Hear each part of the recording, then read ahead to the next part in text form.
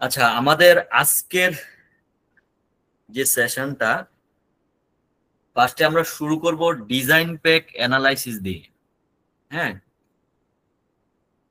একটা design pack আমরা normally যেটা বুঝি যে আমাদের এখানে আপনার এই তানজিম ভাই আছে ডিজাইনার, ওনারা মেইনলি স্কেচ আঁকে অথবা অ্যাডোব ইলাস্ট্রেটর ফটোশপে একটা গার্মেন্টস এর ডিজাইন করে। ওই ডিজাইন অনুসারে আমাদেরকে, ধরেন আমি একটা পিডিএফ ফাইল পাবো এরকম বায়ার থেকে, ওইখানে গার্মেন্টস এর সব ধরনের ডিরেকশন দেওয়া থাকবে যে আমার গার্মেন্টস এর ফিটিং কিরকম হবে, গার্মেন্টস এর ফেব্রিকটা কোন ফেব্রিক হবে, তারপরে আমার আহ, যদি শার্ট হয় আমার আর্ম হোলটা কিরকম হবে, বা আমার স্লিপটা কিরকম হবে, কলারটা কিরকম হবে, ফুল গাইডলাইনটা ওই ডিজাইন প্যাকের মধ্যে দেয়া থাকে। ওই গাইডলাইন অনুসারে আমাদের যে কাজ, আমাদেরকে ফাইনাল মানে ওই কাগজকে আমি নর্মালি যেটা করব গার্মেন্টস এ রূপান্তরিত করব, এটা হলো আমার মূল কাজ। যদি আমি সংজ্ঞায়িত করি এভাবে, design pack also refer to as a sample request form is a comprehensive technical specification sheet. এখানে ধরেন ম্যানুফ্যাকচারের জন্য ডিজাইনার এবং বায়ার, ডিজাইনার ডিজাইন করে এবং বায়ারের সাথে এটা কনসাল্ট করে করে দেন হলো, ধরেন আমাদের বাংলাদেশ যদি আমি ধরি, বাংলাদেশের যেখানে মার্চেন্ডাইজার আছে, এই মার্চেন্ডাইজারের কাছে ডিজাইন প্যাকটা সাবমিট করে।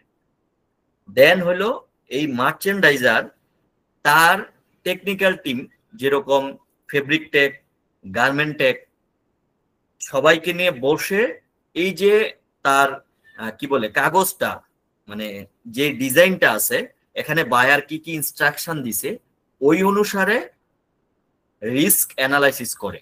আমাদের একটা ক্লাস আছে শুধুমাত্র গার্মেন্টস এর রিস্ক অ্যানালাইসিস নিয়ে, আমরা সেটা পরে যাব। আমরা যদি তাহলে বলতে পারি, essential it is the blueprint for a piece of clothing design to ensure the supplier creates A sample that perfectly matches the designers vision. মানে একজন ডিজাইনার যেভাবে মানে কল্পনা করছে যে আমি এরকম একটা গার্মেন্টস চাই, এরকম একটা ফেব্রিক দিয়ে, আমাদের ফুল টিমের কাজ হলো মার্চেন্ডাইজিং থেকে শুরু করে ফাইনালি যে কিউসি আছে, ফুল টিমের কাজ হলো এই গার্মেন্টসটা কিভাবে কোয়ালিটি আউটপুট দেয়া যায়, এটাই আমাদের কাজ। আচ্ছা, একটা ডিজাইন প্যাকে কি কি কি এলিমেন্টস থাকতে পারে? ফার্স্টে আমরা দেখি স্টাইল রেফারেন্স নাম্বার, মানে যে ডিজাইনটা করা হয়েছে ওইটার স্টাইলিং বা একটা রেফারেন্স নাম্বার দেয়া থাকে। গার্মেন্টের ডেসক্রিপশন দেয়া থাকে, যেরকম একটার নাম যদি আমরা এক্সাম্পল দিই, stripe colour block Oxford cord work collar shacket, মানে আমরা যে শার্ট গুলা কিনি বা প্যান্ট গুলা কিনি এগুলা মার্কেটে এক একটা নামে বিক্রি হয়। তো এরকম ডিজাইন অনুসারে গার্মেন্টের একটা ডেসক্রিপশন দেয়া থাকে। দেন সিজন অর ফেজ, মানে এটা কোন সিজনের জন্য লঞ্চ হবে, এটা কি উইন্টারের জন্য নাকি আপনার অটামের জন্য নাকি সামারের জন্য, এরকম হইতে পারে। কি পার্সোনিল, নেম অফ দ্য ডিজাইনার, হ্যাঁ বায়ারের এবং ডিজাইনারের নাম ওই ডিজাইন প্যাকে থাকে। Supplier, the manufacturer responsible for creating the sample. হ্যাঁ, এখানে আমরা এনএসবিডি হইতে পারে, বা যদি গার্মেন্টসের ডিরেক্ট গার্মেন্টসে অর্ডার দেয়, আমরা নর্মালি বেশিরভাগ বায়ার ট্রেডিং অফিসের মাধ্যমে অথবা লিয়াজো অফিসের মাধ্যমে অর্ডার দেয়। আমরা বলছিলাম যে ট্রেডিং অফিস কি, লিয়াজো অফিস কি। মানে ধরেন বায়ারের একটা বাংলাদেশ অফিস আছে লিয়াজো অফিস, ওই বায়ার এই লিয়াজো অফিসকে অর্ডারটা দেয়, ওই লিয়াজ অফিসের কাজ হলো অর্ডারটা কোনো ফ্যাক্টরি থেকে উঠায় নিয়ে আসা। ঠিক আছে, দেন এটা মানে এই স্যাম্পলটার কয় তারিখের মধ্যে, এখানে যদি ইউকের বায়ার হয় ইউকে হবে, যদি ইউএস এর বায়ার হয় ইউএসএ হবে, কয় তারিখের মধ্যে আপনার লাগবে এটার একটা ডেডলাইন দেওয়া থাকে। দেন ডিপার্টমেন্ট, টার্গেট মার্কেট, এটা কোন ডিপার্টমেন্টের জন্য। অনেক ধরনের ডিপার্টমেন্ট আছে, যেমন আমরা কিডস এর জন্য প্রোডাক্ট করি, হ্যাঁ, ওল্ডার বয়েজ শার্টস হইতে পারে, ইয়ঙ্গার বয়েজ হইতে পারে, তারপরে নিউবর্ন বেবির জন্য হইতে পারে, তারপরে আপনার ধরেন কি বলে মেন্স এর জন্য হইতে পারে, ওমেন্স এর জন্য হইতে পারে, গার্লস এর জন্য হইতে পারে। তো এটা কোন ডিপার্টমেন্টের সেই অনুসারে কিন্তু আমার টার্গেট মার্কেটটা ফিক্স জানা থাকা লাগবে। স্যাম্পল সাইজ, আমরা যে সময় গার্মেন্টস এর স্যাম্পলটা বানাবো এটা শুধুমাত্র আমরা ফার্স্টে একটা সাইজের মধ্যে করি। সাইজ কিন্তু অনেকগুলা থাকে, ধরেন আমরা যদি কিডস এর ধরি 3, 6, 9, 12, 18 এরকম 18 বছর পর্যন্ত থাকতে পারে বা 16 বছর পর্যন্ত থাকতে পারে। এটা হলো আমার স্যাম্পল সাইজ। বা বাচ্চা যদি হয়, নিউবর্ন বেবি হলে 12 থেকে 18 মান্থসের, মানে স্ট্যান্ডার্ড একটা সাইজ বলে দেয় যে এই সাইজে আমাকে ফার্স্ট যে স্যাম্পলটা পাঠাবে ডিজাইন পেক অনুসারে ওইটা পাঠাও। দেন ফেব্রিক স্পেসিফিকেশন এবং ফেব্রিক গাইডলাইন থাকে। এখানে এটা হলো আমার মেইনলি ফেব্রিক টেকের পোর্শন।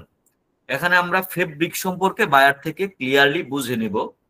যদি অনেক বায়ারদের নর্মালি ফেব্রিক রিলেটেড বা ডিজাইনারদের ফেব্রিক রিলেটেড আইডিয়া কম থাকে নর্মালি, তো ওনারা যেটা করে ধরেন কি বলে ওই যে সোর্সিং টিম মার্কেটিং করে বায়ারের কাছে, বা ফেব্রিক মিল অনেক সময় ডিরেক্ট বায়ারের কাছে মার্কেটিং করে।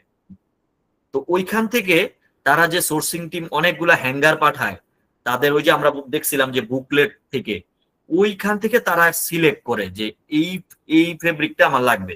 অথবা হইতে পারে যে তাদের নতুন কোনো সোয়াচ পছন্দ হয়েছে বা কাটিং পছন্দ হয়েছে, তারা ওই ছোট কাটিংটা ফিজিক্যালি পাঠায়, অথবা এই যে আপনার ডিজাইন প্যাকের মধ্যে ছবি তুলে অ্যাটাচ করে দেয়।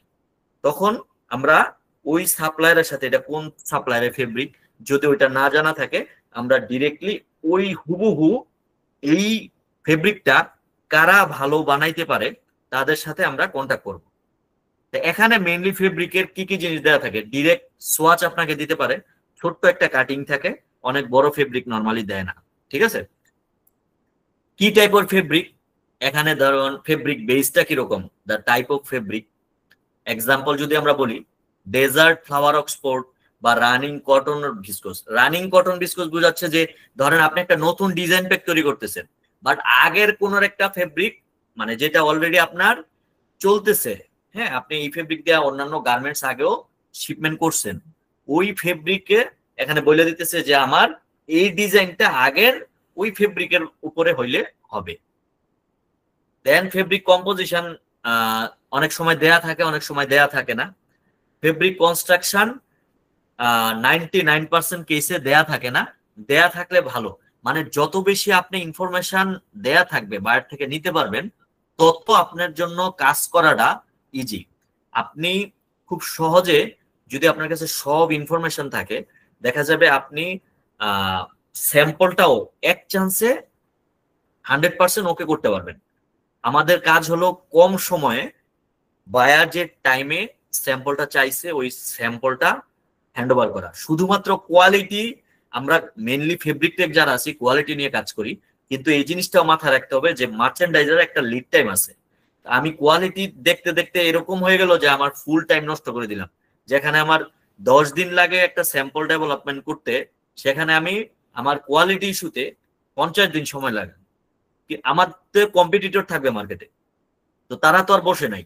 তারা যদি আগে স্যাম্পল সাবমিট করে, আমি যদি 50 দিন পরে স্যাম্পল সাবমিট করি, আমি কিন্তু অর্ডারটা ধরতে পারবো না। সো ব্যাপারটা এরকম না যে মার্চেন্ডাইজার বলেন বা ডিজাইনার বলেন বা যারা আছে কেউ আপনার প্রতিদ্বন্দ্বী না। এখানে আপনার কাজ হলো আপনার টিমকে হেল্প করা, এখানে টিম ওয়ার্ক করা। সো এক্ষেত্রে দুইটা জিনিসই মাথায় রাখতে হবে, ফেব্রিক টেক হিসেবে টেকনিক্যাল পয়েন্ট অবশ্যই, এবং আপনি সেফ থাকবেন সব সময়। আপনি স্যাম্পল ডেভেলপমেন্টের আগে যে সময় আপনি ডিজাইন প্যাকটা পাবেন, ওই ডিজাইন প্যাকে দেখে এই ফেব্রিকে কি সমস্যা হইতে পারে আগে থেকে যদি বায়ারকে বা বায়ারের ইন্ডে যে টেক থাকবে ফেব্রিক টেক, তাকে যদি আপনি ইনফর্ম করে রাখতে পারেন যে এই ধরনের ফেব্রিকে নরমালি এই রিস্কটা আছে, আমি স্যাম্পল ডেভেলপমেন্ট করে টেস্ট করে আমি দেখতেছি যে আমার সবকিছু ওকে আছে কিনা। তাইলে বায়ার আগে থেকে বা ফেব্রিক টেক ওইখানের মানে দেশের বাইরে যে ফেব্রিক টেক বসে ওইখানের ওনার মাথায় থাকবে যে না এই ফেব্রিকে এই রিস্ক আছে, এটা ঝামেলা হইতে পারে। কিন্তু আপনি যদি সব কিছু করার পরে গিয়ে বলেন যে ঝামেলা হবে, তখন কিন্তু এটা আর অ্যাকসেপ্টেবল না। তখন জিনিসটা ওনারিদের থেকে ওনারা আপনি ঝাড়ি খাইতে পারেন বা মাইন্ড করবে, বা আপনি ডিস্ট্রাকটিভ মেইল খাইতে পারেন তাদের থেকে। ঠিক আছে, তাইলে আপনাকে প্রোঅ্যাক্টিভ হয়ে কাজ করতে হবে। দেন ফেব্রিক ওয়েটটা লেখা থাকে অনেক সময়, উইথ নর্মালি 99% ক্ষেত্রে লেখা থাকে না। তারপরে ফেব্রিক মিল, অনেক সময় সোয়াচের মধ্যে ফেব্রিক মিলের নাম লেখা থাকে, 99% ক্ষেত্রে ফেব্রিক মিলের নাম লেখা থাকে না। যদি ফেব্রিক মিলের নাম লেখা থাকে তাহলে তো ভালো, আপনি ওই মিলের সাথে সরাসরি কন্ট্যাক্ট করলেন। আর যদি না লেখা থাকে, এই ধরনের ফেব্রিক কারা ভালো বানাইতে পারে, বা আপনার এক্সিস্টিং যে লাইব্রেরি আছে, ফেব্রিক লাইব্রেরির কথা বললাম, ওইখানে মিলিয়ে দেখবেন যে এই ধরনের ফেব্রিক আপনার এখানে আছে কিনা। যেমন বাংলাদেশের নাম করা কয়েক মিলের মধ্যে silver composite textile mills limited, যেটাকে আমরা সিলভার লাইন বলি, বা প্যারামাউন্ট আছে। দেন আপনার ফেব্রিক ফিনিশটা কিরকম হবে, এটা কি আমরা নর্মালি বায়ার লিখে থাকে যে সফট হ্যান্ড ফিল মানে রাখতে হবে, হ্যাঁ। ফিনিশিংটা মানে এটা কি ধরনের ফিনিশ দিয়ে আনবো, এটা আসলে নর্মালি বায়ার তো এত কিছু বুঝে না, তো সেই থেকে তারা শুধুমাত্র লিখে দেয় যে সফট ফিনিশ, হ্যান্ড ফিলটা সফট হতে হবে। দেন ফেব্রিক রেফারেন্স কোডস, মানে ফেব্রিকের নাম অনেক সময় উল্লেখ থাকে, ওই একটা কোড, মানে সাপ্লায়ার যে ফেব্রিক বানায়, হাজার হাজার ফেব্রিক বানায়, ওইখানে ফেব্রিকের কোড থাকে।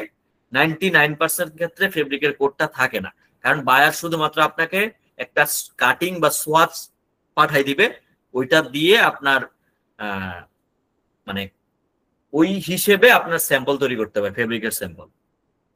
আপনারা কি বুঝতেছেন? জি, বোঝা যাচ্ছে। Okay, clear. আচ্ছা, আমি এই কথাগুলো অলরেডি বলে ফেলছি। Then print, colour, artwork details, this defines the visual look, colours and graphics. আচ্ছা, এখানে নর্মালি কোন কালারের ফেব্রিকটা হবে, হ্যাঁ, আপনার তো সাদা হবে নাকি লাল হবে না রঙিন হবে, এটা বায়ার নর্মালি ডিজাইন প্যাকে উল্লেখ করে দেয়। এক্ষেত্রে আমাদের একটা কালার লাইব্রেরি আছে, যেটা বুকের মতো, যেটাকে আমরা বলি প্যান্টন, হ্যাঁ। এখানে দেখেন 15471 TCX মেরিন ব্লু, বায়ারের কাছেও এই প্যান্টন বুক আছে, সাপ্লায়ারদের কাছেও এই প্যান্টন বুকটা থাকে। ওই প্যান্টন বুকের মধ্যে এই কোডের কালারটা মেরিন ব্লু আপনার বের করতে হবে, বের করে দেন হলো ওইটা অনুসারে কালার ম্যাচ করতে হবে। এই গাইডলাইনটা কোন প্যান্টন নাম্বার বা কোন কালার স্পেসিফিক, এটা আমাদের ডিজাইন প্যাকের মধ্যে উল্লেখ থাকে। দেন প্রিন্টের ক্ষেত্রেও সেম, এটা কি ধরনের প্রিন্ট হবে, প্রিন্টের রিপিটিং প্যাটার্ন বা রিপিটিং ইউনিট কত কত, মানে ডিজাইনটা কতক্ষণ পর পর রিপিট হবে, এটাও উল্লেখ করে দিতে হবে। একজন ডিজাইনার এবং বায়ার যত ইনফরমেশন, মানে আমাদের এখানে তানজিম ভাই আছে, উনি আরো ভালো বলতে পারবেন, ওনাদের ইন থেকে ফেব্রিক টেকরা চায় যে এই কাজটা, যে ডিজাইন প্যাকের মধ্যে যত ক্লিয়ার বা ভিজিবল ইনফরমেশন দেওয়া যায়, তাহলে পরবর্তী টিমগুলোর জন্য কাজ করা ইজি। এবং আর্ট ওয়ার্ক ডিটেলস লেখা থাকে যে আমার এটার স্যাম্পলটা কি ধরনের হবে, এটা কি ব্লেজার নাকি আমার এটা কি কোনো ধরনের প্যান্ট, বা এখানে মেজারমেন্ট গুলা কিরকম হবে, সবগুলা নর্মালি উল্লেখ থাকে। দেন ট্রিমস এন্ড কম্পোনেন্টস এর কথা উল্লেখ থাকে। This lists all the smaller non fabric parts of the garment. যেরকম আমরা ফেব্রিকের বাইরেও বাটন থাকে, এই বাটনটা কত লাইনের বাটন হবে, মানে বাটনের মেজারমেন্ট এককটাকে বলা হয় আমরা লাইন। এটা কি স্ন্যাপ বাটন হবে নাকি নর্মাল বাটন হবে, এটার মধ্যে কি ধরনের ফিনিশ দেওয়া থাকবে, তারপরে আপনার লেভেলটা কিরকম হবে, লেভেলের মধ্যে ডিজাইনটা কিরকম হবে, এটা স্পেসিফিক ডিজাইন প্যাকের মধ্যে উল্লেখ থাকে। তারপরে আপনার থ্রেড যে ইউজ করবেন, থ্রেড বলতে আপনার সুইং থ্রেড, এটা কিরকম হবে, যে আমার যে ফেব্রিকের কালার এবং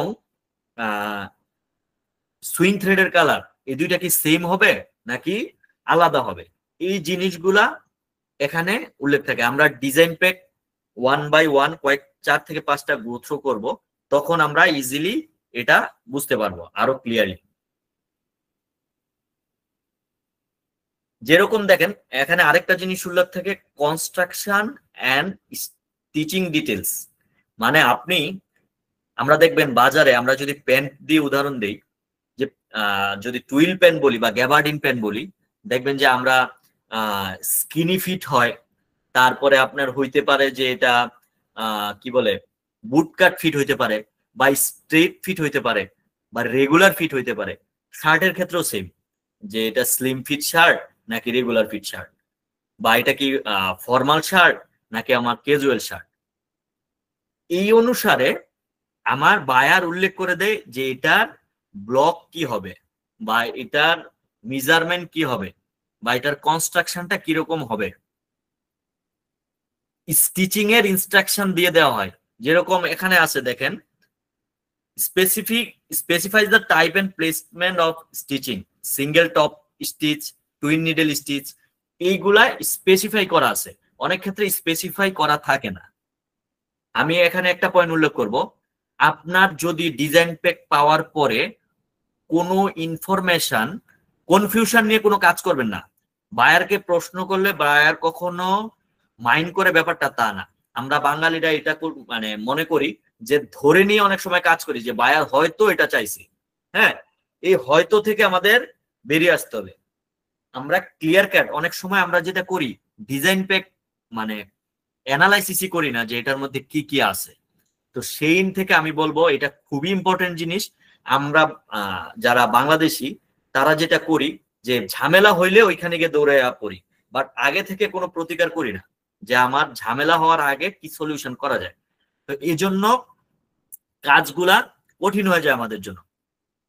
তারপরে আমার স্পেসিফিক মেজারমেন্ট থাকে। ধরেন আপনি যে সময় টেইলরিং শপে যান, হ্যাঁ, আপনার পকেটটা কোথায় দিবেন, বা এটা ইনসাইডে কোনো পকেট হবে কিনা, আপনার যে কাফ আছে কাফটা কিরকম হবে, হ্যাঁ, তারপরে কলারের যে ব্যান্ড আছে বা কাফের যে ব্যান্ড আছে এটার লেংথ কত হবে, এটার কোনো বায়ারের ইন থেকে কোনো স্পেসিফিক যদি গাইডলাইন থাকে তাহলে এটা নিয়ে নেবেন। আর নর্মালি যেটা হয় গার্মেন্টে এখানে যে মেজারমেন্টটা আছে, গার্মেন্ট পেক আমাদের একটা মেজারমেন্ট শিট দেয়, ওই মেজারমেন্ট শিট বা ওই ব্লক ফলো করে আমাদের গার্মেন্ট টেক টিম নর্মালি এই কাজটা করে। এটা যদিও ফেব্রিক টেকের কাজ না, তারপরেও বেসিকটা এখানে যদি আপনি জানেন তাহলে আপনার অনেক কাজ করা ইজি হবে। ঠিক আছে, তারপরে আপনার লাইনিং ডিটেলস। আমরা নর্মালি ধরেন জ্যাকেট বা আমরা যদি ব্লেজার বানাই, দেখবেন ভিতরের সাইডে একটা ফেব্রিক আছে চকচক করে অনেকটা, ওইগুলা নর্মালি আমরা লাইনিং হিসেবে ইউজ করি। তো ওইগুলাও উল্লেখ থাকে যে কোন ধরনের লাইনিং ইউজ করবে, আপনার জ্যাকেটের স্লিভে ইউজ করবে নাকি ইনার সাইডে ইউজ করবে। দেন আমার মিসসেলেনিয়াস ইনফরমেশন, স্পেশাল রিকোয়েস্ট, এরকম আরো অনেক ইনফরমেশন থাকে। যেমন বায়ার হ্যাঙ্গার চাইতে পারেন, লিখা দেয় যে হ্যাঙ্গার রিকোয়ার্ড। আর নর্মালি যে ডিজাইন গুলা থাকে এগুলো হইলো যেই বায়ারের এগুলা কপিরাইট প্রোটেক্টেড থাকে। আপনি ধরেন আপনি নেক্সট বায়ারের আপনার ডিজাইনটা এমএনএস বায়ার হুবহু চাইলে কপি করতে পারবে না, এটা প্রোটেক্টেড। এখন প্রশ্ন হইলো হুবহু যেটা করে অনেক সময় ফলো করে দেখা যায় যে আপনার যে গার্মেন্টসটা আছে এটার যে ডিজাইনটা আছে এটা থেকে একটু আলাদা করে তারা করে অন্যান্য বায়ার। হ্যাঁ, হুবহু কপি করাটা কপিরাইট প্রোটেক্টেড, এটা প্রবলেম। তো সেক্ষেত্রে যেটা করে অন্যান্য বায়ারের ফলো আপনি করতে পারেন, বাট হুবহু কপি কখনো করতে যাবেন না। আপনারা এই পর্যন্ত বুঝছেন সবাই? জি স্যার, বোঝা গেছে। ওকে, আচ্ছা আমরা কিছু ডিজাইন প্যাক দেখি, তাইলে আমাদের জন্য বুঝতে ইজি হবে। আমরা কি দেখতে পাচ্ছি? দেখা যায়? জি স্যার। ওকে, আচ্ছা আমরা বলছি যে এটা ডিজাইন প্যাক অথবা স্যাম্পল রিকোয়েস্ট ফর্ম হিসেবে থাকে। এখানে আছে ওল্ডার বয়েজ শার্ট, আমরা ডিজাইন বা স্টাইল রেফারেন্স এখানে আছে, ডেসক্রিপশন আছে, সিজন বা ফেজ, আমরা যেই যে ইনফরমেশন গুলা বলছিলাম সব ইনফরমেশন গুলা এখানে আছে। দেখেন স্যাম্পল সাইজ 6 ইয়ার্স, 15 জুনের মধ্যে লাগবে, কোন ব্লকটা ইউজ করবেন বা স্পেক। মানে এটা ব্লক বলতে আমি বুঝাচ্ছি ওই যে বললাম যে গার্মেন্টস এর মেজারমেন্টটা কি ধরনের হবে। বা আমরা এই টেইলরিং শপে গেলে দেখবেন যে শার্ট বানাইতে গেলে আপনারা বলবে যে এটা চাইনিজ কাটিং নাকি নর্মাল স্ট্রেট কাটিং হবে। ঠিক আছে, তো এরকম ডিজাইন অনুসারে রেডি করা থাকে প্যাটার্ন, ওইগুলোকে আমরা নর্মালি ব্লক বলি। যেমন এটা হলো শর্ট স্লিভ শার্ট হবে, এই যে এটা ধরেন একটা ডিজাইন, এখানে ফেব্রিক কি ধরনের হবে এটা লেখা আছে, white and blue stripe Oxford. Oxford একটা ফেব্রিকের নাম, আমরা শার্টের জগতে রাজা বলা হয় অক্সফোর্ড ফেব্রিককে, ঠিক আছে, শার্টের ফেব্রিকের জগতে। এটা প্যারামাউন্ট, প্যারামাউন্ট একটা সাপ্লায়ারের নাম। প্যারামাউন্টের বলা হয়েছে যে এই রেফারেন্সের ফেব্রিকটা ইউজ হবে, এই ফেব্রিকের মধ্যে আমার এই ডিজাইনটা করে দিতে হবে, ঠিক আছে।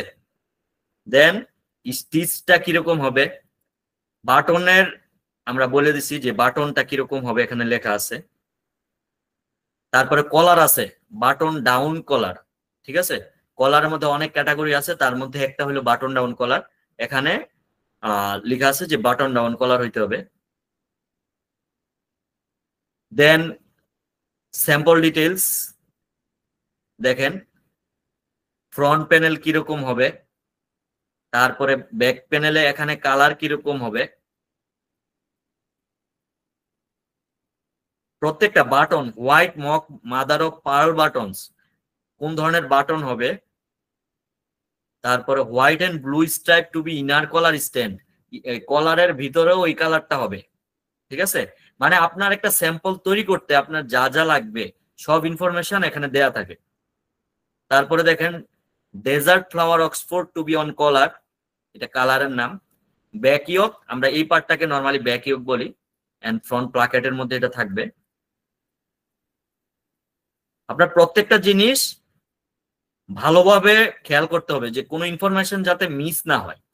এখন আমাদের ফেব্রিক ট্যাগের জন্য যে কাজটা, ফেব্রিক ট্যাগ এই যে আমাদের ডিজাইন প্যাকের মধ্যে অনেক সময় যেটা থাকে, আমি বলছি যে ছোট কাটিং দিতে পারে, আপনাকে ফেব্রিকের সোয়াচ দিতে পারে। এক্ষেত্রে বায়ার একটা ছোট সোয়াচ আগেই ডেভেলপ করছিল, তো তারা বলছে যে এটা ফলো করতে, এটাকে আমরা বলি হ্যান্ডলুম। হ্যান্ডলুম মানে হলো আপনার হাতে করা, হ্যাঁ, হাতে তো আর করে না, এখানে একটা ছোট্ট মেশিন আছে যেটাকে বলি আমরা সিসিআই লুম, ইন্ডিয়ান একটা মেশিন। আপনি ধরেন ছোট্ট উইথের 7 ইঞ্চি বা 8 ইঞ্চি উইথের বা লেংথের এরকম উইথের ফেব্রিক আপনি এটাতে বানাইতে পারবেন। তো আপনার বায়ারকে তো আপনি প্রথমেই স্যাম্পল সাবমিট করতে পারবেন না। স্যাম্পল বলতে আমি বুঝাচ্ছি যে ফাইনাল ইয়ার্ডেজ, যে 50 গজ ফেব্রিক বা 60 গজ ফেব্রিক, যেহেতু আপনার অর্ডার কনফার্মেশন হয়নি। তো সেক্ষেত্রে আমরা যেটা করি, বায়ারের কাছে যদি ইয়ার্ন ডাইড হয়, ইয়ার্ন ডাইড হলে নর্মালি আমরা হ্যান্ডলুম করি, আগে ইয়ার্ন গুলো ডাইং করে দেন হলে উইভিং করি ছোট্ট লুমে। আর যদি ফেব্রিক ডাইং হয় তখন আমরা করি হলো ল্যাবডিক, মানে ফেব্রিকটাকে ছোট্ট ফেব্রিকটাকে উইভিং করে দেন ওইটাকে আমরা ডাইং করি, ঠিক আছে। তাহলে হ্যান্ডলুম বা সিসিআই লুম আমরা বলি, আমরা এগুলো দেখবো, মানে জিনিসগুলো কিরকম ছবি দেখবো। তো ওইটা আমরা ইয়ার্ন ডাইডের জন্য করি। দেখেন এখানে স্পেসিফিক উল্লেখ আছে, কোয়ালিটি এটা সিলভার কম্পোজিট টেক্সটাইল মিলের, কম্পোনেন্ট হলো শেল, লাইনিং, ফেব্রিক, ট্রিম, এটা নরমালি শেল বা বডি ফেব্রিকের জন্য ইউজ হবে। এখানে ফেব্রিকের কোয়ালিটি, কনস্ট্রাকশন, অক্সফোর্ড স্টক। আমরা কোয়ালিটি এবং কনস্ট্রাকশন কোনটা কি বোঝায় এটা আমরা সামনে একটা একটা করে দেখব। আপনারা কি বুঝতেছেন সবাই?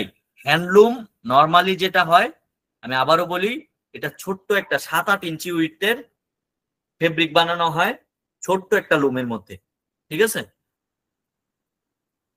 তো বায়ার বলছে যে এই হ্যান্ডলুমটা ফলো করতে কালারের জন্য। তারপরে এই যে আরেকটা কালার ছিল white and blue stripe Oxford, Paramount S2220391। হ্যাঁ, এই যে আমরা বায়ারের কাছে এই হ্যাঙ্গারটা ছিল, তো বায়ার যেটা বলছে যে আমার এই হ্যাঙ্গারের যেই ফেব্রিকটা আছে হুবহু তুমি যে এই রেফারেন্সের ফেব্রিকটাই ওইখানে ইউজ করো। আমরা এই গার্মেন্টস এর মধ্যে কিন্তু এই ডিজাইনটা দেখছি। আমরা যদি আবার উপরের দিকে যাই, দেখেন এই যে এখানে যেই ডিজাইনটা আছে স্টাইপের, এটার জন্য আমরা কোন ফেব্রিকটা ইউজ করব এটা কিন্তু স্পেসিফিক বলা আছে। এটাকে আমরা নর্মালি বলি marketing hanger. Fabric code, composition, construction, with, finish, buyer code, এগুলা নর্মালি লেখা থাকে। এগুলা কোনটা কি বলে আমরা সামনে একটা একটা করে আলোচনা করব, সমস্যা নাই। এই যে আরেকটা কালার আমাদের বাকি ছিল, এটা নিউ ক্রস ডাইড অক্সফোর্ড স্টাইপ। আমরা হলো এই কালারটা ওই ফেব্রিকের উপরে এটা আমরা ডেভেলপ করব, হ্যান্ডলুম বানাবো। দেখেন আমরা বলছিলাম যে প্যান্টোন কোনটা কোন কালারের হবে, এটা কিন্তু লেখা আছে। এই যে marine blue, foam green, peach bird, bright white, কোনটা কি কালার এটা কিন্তু বায়ার খুব সুন্দরভাবে এখানে উল্লেখ করে দিছে। যদি ওভেন হয় হোয়াইট ওয়েব দিয়ে লুক লাইক এরকম ডিজাইন গুলা যাতে এরকম দেখা যায়। এই ডিজাইন প্যাকটা আপনারা কি মোটামুটি বুঝছেন কি কি থাকে? জি ভাই বুঝছি। আচ্ছা, কারো কারো কাছে যদি মানে বুঝতে প্রবলেম হয় আমাকে জিজ্ঞেস করবেন। তারপরে আমরা যদি আরেকটা দেখি, এটা একটু কঠিন। দেখেন আমরা উইন্টারের দিনে কর্ডের শার্ট পরি অনেক সময়, হ্যাঁ, এটাকে বলে কর্ড ফেব্রিক, আপনারা অ্যাভেলেবেল দেখছেন। এখানেও ডিজাইন গুলো থাকে কোন সিজন, যেমন অটাম 23, ইয়ঙ্গার বয়েজ, তারপরে এটাকে বলছে ড্রপ শোল্ডার শেকের। এই ধরনের আমরা জ্যাকেট যেগুলারে বলি, জ্যাকেট গুলা নর্মালি যেটা হয় যে আমার কি বলে অনেকটা পলিস্টার টাইপ ফেব্রিক দিয়ে আমরা নর্মালি করি, হ্যাঁ। জ্যাকেট তো আমরা নর্মালি বুঝি কি ধরনের হয়, আর শেকেটটা এই স্টাইলিং এ নর্মালি কটন ফেব্রিক দিয়ে উপরে আপনি করতে পারবেন বা ব্রাশ ফেব্রিক দিয়েও আপনি করতে পারবেন। এই যে দেখেন এখানে কিন্তু সব ধরনের ইনফরমেশন আপনার ক্লিয়ারলি দেওয়া আছে, যে আপনার কোন এখানে লেভেলে কি হবে, তারপরে আপনার বাটন গুলা কিরকম হবে, তারপরে আপনার ব্যাকিওকে এখানে যে সুইংটা হবে এটার সুইং থ্রেডটা কিরকম হবে, এখানে যে একটা কালো দাগ হবে, এই যে দেখেন 5 cm cup van to sleep, যে ভ্যানটা 5 cm হবে স্লিপ থেকে 5 cm। তারপরে এখানে স্ন্যাপ বাটন ইউজ হবে, এই যে আমরা বাংলা ভাষায় যেটা টিপ বুতাম বলি আর কি, তো স্ন্যাপ বাটন ইউজ হবে এখানে। এই যে ফ্রন্ট এবং ব্যাক ভিউ এখানে কিন্তু খুব সুন্দরভাবে উল্লেখ করা আছে। তারপরে এখানে দেখেন আমাদের ফেব্রিক টেকের পার্ট কোন জায়গায়, এই যে মেইন ফেব্রিক এ, এখানে ফেব্রিকের রেফারেন্স নাম্বার দেওয়া আছে 8W। ডাব্লিউ মানে হলো আমার কর্ড ফেব্রিকের ক্ষেত্রে অয়েলস এর হিসাব, এটা আমরা এই কর্ড ফেব্রিক যে সময় আমরা ডিটেলস আলোচনা করব তখন বলবো, জাস্ট এটা বুঝেন 8W মানে 8 অয়েলস, মানে পার ইঞ্চিতে কয়টা ওই যে দাগ দাগ যে আছে এটা কয়টা আছে পার ইঞ্চিতে, এখানে 8টা আছে। তারপরে আপনার 100% কটন কর্ড 290 GSM এর in petrol blue as swatch as attach reference, তার মানে এখানে একটা সোয়াচ আছে, নিচে আমরা হয়তো ছবি পাবো, বলছে যেহেতু অ্যাটাচ রেফারেন্স। তারপরে দেখেন fabric B collar and body lining, এটার জন্য মানে এখানে কয়েকটা ফেব্রিক ইউজ হবে, প্রত্যেকটার আলাদা আলাদা করে বর্ণনা দেওয়া আছে। তারপরে মেইন ফেব্রিক এ, এখানে 2টা ফেব্রিক ইউজ হবে, যেহেতু স্যাম্পল দুই ধরনের ফেব্রিক রেফারেন্স ইউজ করছে। কলার এন্ড বডি লাইনিং কিরকম হবে, all top stitching DTM base, যে আমার ডিটিএম মানে ডাই টু ম্যাচ, যে স্টিচিং গুলা আমার যে ফেব্রিকের যে কালার ওই কালার অনুসারে স্টিচিং গুলো হবে। তারপরে আপনার এখানে দেখেন বাটনটা কিরকম হবে, 24L মানে 24 লাইনের, বাটনের মধ্যে কি লেখা থাকবে এগুলোও লেখা আছে। তারপরে আপনার এই প্যাচটা কিরকম হবে, লেদার প্যাচ, পিছনে যে আমাদের এই ঘাড়ের পিছনে যে প্যাচটা থাকে লেদার প্যাচ আছে। এই যে এখানে কিন্তু ফেব্রিক গুলা অ্যাটাচ করে দিছে, ওই যে আমরা বলছি এই একটা ফেব্রিক বুকলেট দেখাইছিলাম যে সোর্সিং টিম পাঠাইছিল, ওই বুকলেট থেকে তারা কিছু ফেব্রিক চুজ করছে, চুজ করার পরে তারা ওইগুলা ছবি এখানে অ্যাটাচ করে দিছে। দেখেন আমরা হইলো এটা আমাদের জন্য কাজ করাটা সহজ, কারণ আমরা ফেব্রিকের রেফারেন্স জানি, ওই অনুসারে আমরা কি করব কাজ করব। মানে সাপ্লায়ারের সাথে আমরা ডিরেক্ট কমিউনিকেশন করে সহজেই এটা নিয়ে আনতে পারতেছি, কারণ আমরা তো জানি এখানে কোন সাপ্লায়ারের ফেব্রিক এটা। ওই যে সোর্সিং টিমের সাথে আমরা কন্ট্যাক্ট করলেই তাদের বুকলেটে কিন্তু এটা আছে যে তারা কোন সাপ্লায়ার থেকে নিচ্ছে, তখন আমরা দেখা যায় খুব সহজে এটা নিয়ে কাজ করতে পারি। তারপরে আমার যে ওভেন বেজের ডিজাইন কিরকম হবে এবং কালার কিরকম হবে, প্যান্টোর নাম্বার গুলো এখানে উল্লেখ আছে। এটা কি ধরতে পারছেন আপনারা? একটু যদি রেসপন্স করতেন, আপনারা কি ধরতে পারছেন এটা? জি ভাই বুঝতে পারছি। ওকে, আরেকটা আমরা বটমের ক্ষেত্রে দেখি। দেখেন এখানে কিন্তু এই ইনফরমেশন আগের গুলো সেম। এই যে আপনার কোন ধরনের ফিটিং হবে, এটা হলো কার্গো প্যান্ট, আমরা 6 পকেট যে কার্গো প্যান্ট গুলা করি ওই প্যান্ট গুলা এটা। তারপরে ব্যাক ভিউ ফ্রন্ট ভিউ কিরকম হবে সবই উল্লেখ আছে। তারপরে এখানে বলতেছে যে tap finish with double fold and collar, এই যে আমাদের ভিতরে আমরা কিন্তু ফিতার মতো যে অ্যাটাচ করি ওইগুলো এখানে অ্যাড করতে হবে। ট্যাপ যেগুলারে বলি হেরিংবোন ট্যাপ বা বিভিন্ন ধরনের ডিজাইন হইতে পারে। এই যে আমরা দেখবো মেইনলি ফেব্রিকের পার্টটা, যে মেইন ফেব্রিক হুরেন হলো একটা সাপ্লায়ার, এটা বাংলাদেশের হবিগঞ্জে ফ্যাক্টরি। আর্ট নাম্বার, তাদের একটা রেফারেন্স নাম্বার আছে ফেব্রিকের। কম্পোজিশন, তারপরে এটা ফেব্রিকের ডিজাইন, তারপরে আপনার জিএসএম কত, এটা কোন ধরনের ফিনিশড এটা উল্লেখ আছে। তাহলে ক্লিয়ার ইনফরমেশন আছে, আমাদের জন্য কাজ করা সহজ। তারপরে আইলেটটা কিরকম হবে, এটা হলো গার্মেন্ট টেকের কাজ। Herringbone trims to back pockets, এটা গার্মেন্ট টেকের কাজ। স্ন্যাপ গার্মেন্ট টেকের কাজ। জিপার কিরকম হবে, গার্মেন্ট টেকের কাজ। ড্রকটস বা হেরিংবন ট্যাপ বা ড্রকট যেগুলো বললাম আমি, এই ফিতার মতো যেটা 100% কটন ফ্ল্যাট হেরিংবন ট্যাপ, এটাও নর্মালি গার্মেন্ট টেক অ্যারেঞ্জ করে মার্চেন্ডাইজারের সাথে, মার্চেন্ডাইজার মেনলি কমিউনিকেট করে আর কি। এই যে তারা কিন্তু রেফারেন্স কিছু স্যাম্পল দিয়ে দিছে, যে photo reference open please to create 3D knee and wide fit look on garment, যে কি ধরনের ফিটিংটা হবে এটার জন্য তারা একটা আপনাকে কিন্তু ছবি রেফারেন্স দিছে, এবং এখানে ফেব্রিকটার হ্যাঙ্গারের ছবিটাও দিয়ে দিছে। ঠিক আছে, ফেব্রিকের হ্যাঙ্গারের ছবি, তাইলে আমাদের জন্য কাজ করাটা সহজ। যে ওভারঅল ডিজায়ার্ড লুক কিরকম হবে এটার একটা ক্লিয়ার কাট ভিজিবিলিটি বায়ার কিন্তু ইজিলি দিয়ে দিছে। দেন আমরা আউটারওয়্যার জ্যাকেট যদি দেখি, এবার আসি। দেখেন অনেক সময় বায়াররা যেটা করে, সময়ের যদি কম থাকে বা অনেকে আর্ট ওয়ার্ক হিসেবে দেয় না, এটা হলো লেডিস আর্ট, মানে আপনার ওভারকোট যেই গুলা থাকে উইন্টারের জন্য, তো তারা এটা হ্যান্ডে স্কেচ করছে। দেখেন এখানে স্যাম্পলের মোটামুটি লেংথ কত, চেস্ট কত, এগুলা উল্লেখ আছে। এই স্যাম্পলটা বানাইতে হবে, এখানে ইনফরমেশন অনেক কম আছে। ঠিক আছে, তো আপনি কি করবেন, এটা মানে ধরেন কোনো কারণে ইনফরমেশন নাই, সেক্ষেত্রে আপনি যেটা করবেন তাদের সাথে কমিউনিকেট করে নেবেন, যে ওইখানে আপনি সফটলি অ্যাপ্রোচ করবেন বায়ারের যে ফেব্রিক টেক থাকবে, ধরেন দেশের বাইরে যে বসবেন ওনার সাথে কমিউনিকেট করবেন যে আমি এরকম একটা আর্ট ওয়ার্ক পাইছি, এখানে ফেব্রিকের ডিটেলসটা দেওয়া নাই, আমি কোনটা ফলো করব, বা বায়ারে আপনি বলবেন যে কোনটা ফলো করব। যদি আপনি ক্লিয়ার কাট তাহলে ভিজিবিলিটিটা পাবেন। যে কোনো ইনফরমেশন যদি আপনার মিস থাকে এটা বুঝে নেওয়ার ট্রাই করবেন। ঠিক আছে, মানে ট্রাই করবেন না, বুঝে নিতে হবে, নাইলে তো আপনি স্যাম্পল কি বানাবেন এটা তো আপনি বলতে পারবেন না। এটাও সেম, দেখেন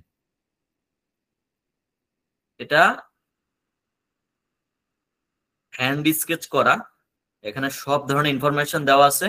এখানে একটা স্যাম্পল তারা ছবি দিয়ে দিছে, এগুলোকে আমরা নর্মালি বলি ফ্লানেল ফেব্রিক। হ্যাঁ, উইন্টারে ইউজ হয়।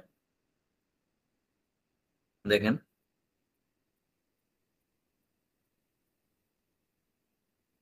এইটার মতোই বানাইতে হবে, বাট কিছু জিনিস চেঞ্জ করে, ওইটা আমরা ডিরেকশন অলরেডি পেয়ে গেছি। বাট ফেব্রিক কোনটা হবে এটা হয়তো বায়ার পরে সোয়াচ পাঠাবে, তো সোয়াচ পাঠাইলে আপনারা ওইটা সাপ্লায়ার থেকে কমিউনিকেট করে দেন কাজ করবেন। ঠিক আছে, আপনারা ক্লিয়ার ডিজাইন প্যাক জিনিসটা কি? সবাই ক্লিয়ার? ডিজাইন প্যাক জিনিসটা কি সবাই ক্লিয়ার? জি স্যার, ক্লিয়ার। আচ্ছা, এখানে আপনাদের কোনো কিছু আর জানার আছে? কেউ যদি কোনো একটা কোশ্চেন থাকে আপনারা বলতে পারেন। আমাদের গেস্ট জয়েন করবে 5 মিনিটের মধ্যে।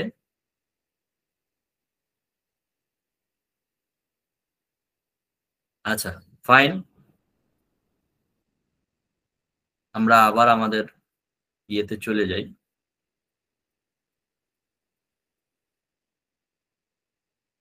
আচ্ছা, ফার্স্টে আমরা একটু জাস্ট বোঝার চেষ্টা করি যে গার্মেন্টস কিরকম আছে মার্কেটে। হ্যাঁ, ধরেন বেবি বয়েজ, ওল্ডার বয়েজ এর জন্য গার্মেন্টস থাকে।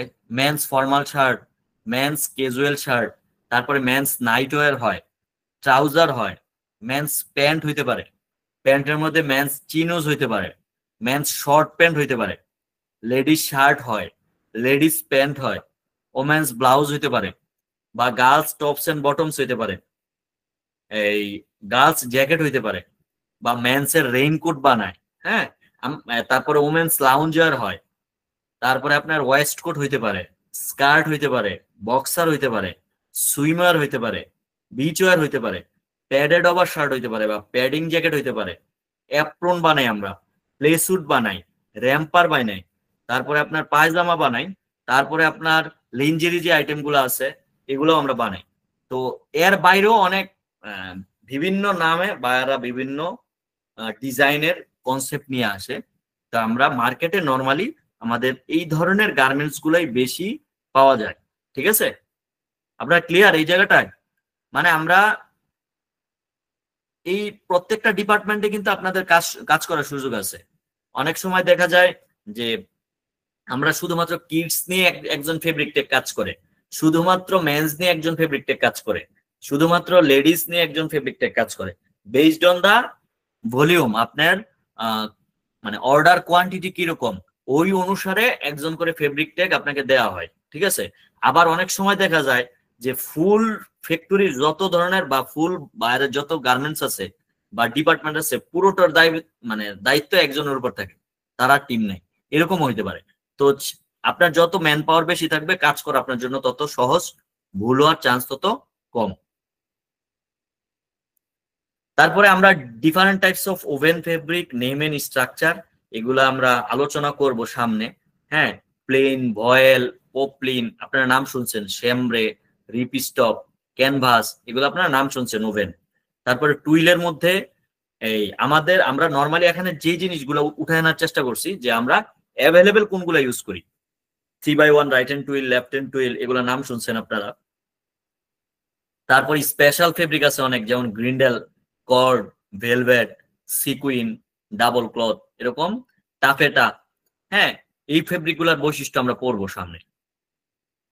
গার্মেন্টস থেকে গার্মেন্টস বানাইতে গেলে আমার ফেব্রিক লাগে, ফেব্রিক বানাইতে গেলে আমার মার্কেটে ইয়ার্ন লাগে।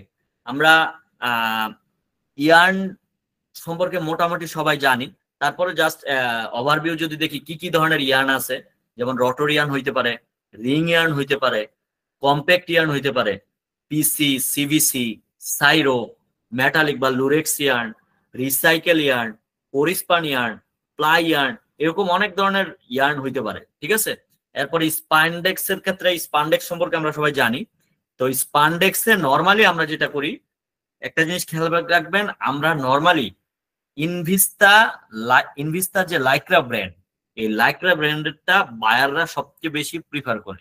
এর বাইরেও ইলাস্টের নামে আছে, তারপরে আপনার আরো কয়েকটা নামে মার্কেটে লঞ্চ করা আছে। হ্যাঁ, স্পান্ডেক্স ফাইবার।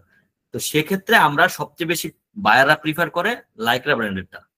তারপরে আপনার কটনের মধ্যে অনেক ধরনের কটন ইয়ার্ন আছে, ইউএস কটন হইতে পারে, পিমা কটন হইতে পারে, সুপিমা হইতে পারে, হ্যাঁ, ব্রাজিলিয়ান কটন হইতে পারে, অস্ট্রেলিয়া কটন হইতে পারে। আর নর্মালি উজবেকিস্তানে যে কটনটা আছে, চাইল্ড লেবারের ইস্যুতে উজবেকিস্তান কটনটা নর্মালি ব্যান থাকে। তো আপনারা কোন কোন জোনের ইয়ার্ন ইউজ করা যাবে না, এই নলেজটা আপনার দরকার। দেন আপনার ফাইবার আছে বিভিন্ন, এগুলো আপনারা অলরেডি জানেন, জাস্ট আমি আপনাদের ব্রেইন স্টর্মিং করার জন্য দিছি। যেমন কটন আছে, লিনেন আছে, হেম্প আছে, জুট আছে, ভিসকুসকে আমরা রিজেনারেটেড সেলুলোজ ফাইবার বলি, অথবা এমএমসিএফ বলি, ম্যানমেড সেলুলোজিক ফাইবার, যেমন viscose, bamboo viscose, lyocell, modal, polyester, nylon, acrylic, spandex fibre. আপনারা অবশ্যই অবশ্যই বিশেষ করে এমএমসিএফ যেটা আছে বা রিজেনারেটেড সেলুলোজ ফাইবারের, এগুলা কেনার ক্ষেত্রে বায়ারদের নরমালি লিস্ট থাকে যে আপনি সব জায়গা থেকে আপনি কিনতে পারবেন না। তো বায়াররা সবচেয়ে বেশি প্রিফার করে এই ক্ষেত্রে ফার্স্ট হলো লেনজিং ভিসকোস বা লেনজিং, একটা ব্র্যান্ডের নাম, ওদেরটা সব বায়ারই নরমালি অ্যাকসেপ্ট করে। দেন হইলো থাকে হইলো আদিত্য বিড়লা গ্রুপ ইন্ডিয়ান, হ্যাঁ, ফার্স্টে আমার লেনজিং, দেন হইলো আদিত্য বিড়লা গ্রুপ, এই দুইটা সব বায়ারই নরমালি প্রিফার করে। তো আপনি সবসময় চেষ্টা করবেন লেনজিং থেকে নেওয়ার জন্য। এই পর্যন্ত কি সবাই ক্লিয়ার?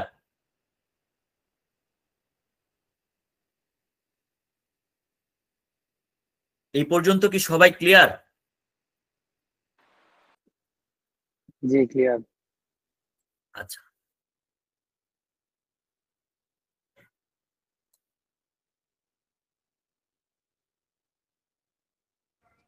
মাহবুব আমাদের গেস্ট কি অ্যাড হয়েছে?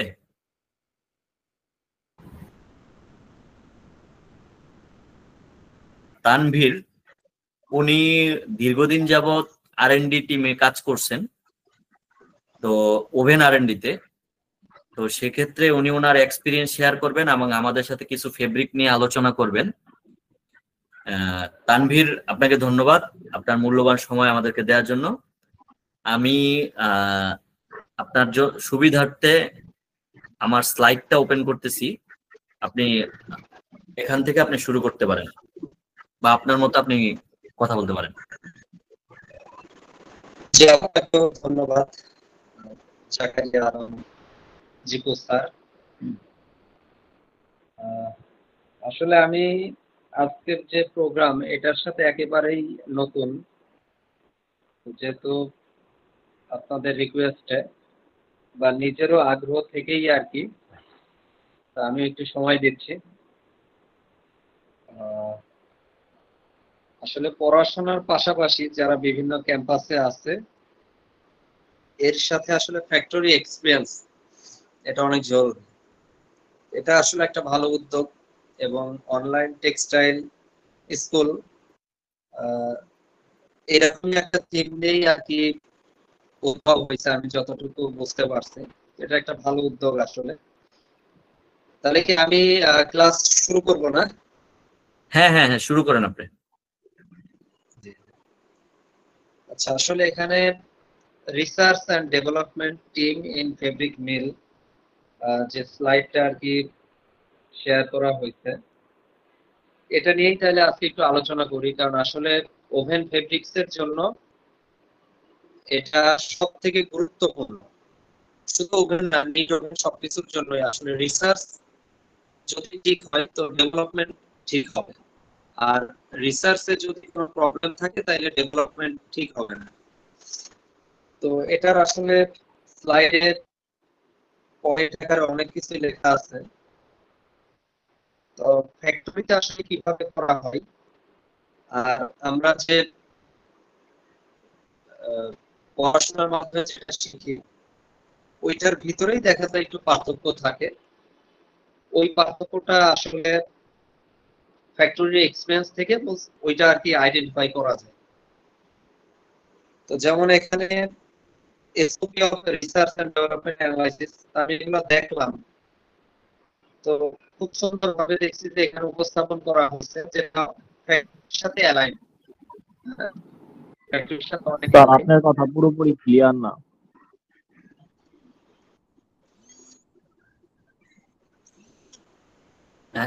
তানভীর, এখন স্যার, বোঝা যাচ্ছে? কথা কি পুরোপুরি বোঝা যায় না? একটু সামনে থেকে ভয়েসটা দিলে মনে ভালো হয়।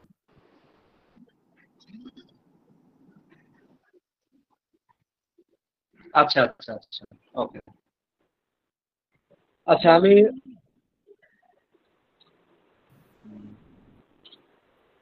আমি তাহলে মোটামুটি স্লাইড ধরেই আমি কিছু আলোচনা করি। যেমন এখানে লেখা আছে 1 নাম্বার যে আমাদের পয়েন্টে আছে identification of face and back of swatch. তো ফেস অ্যান্ড ব্যাক বলতে এটা কিভাবে আইডেন্টিফাই করা হয়? এক্ষেত্রে দেখা যায় যে আসলে কি হয় যে বিভিন্ন ফ্যাক্টরিতে বায়ার বিভিন্ন সোয়াস পার্ট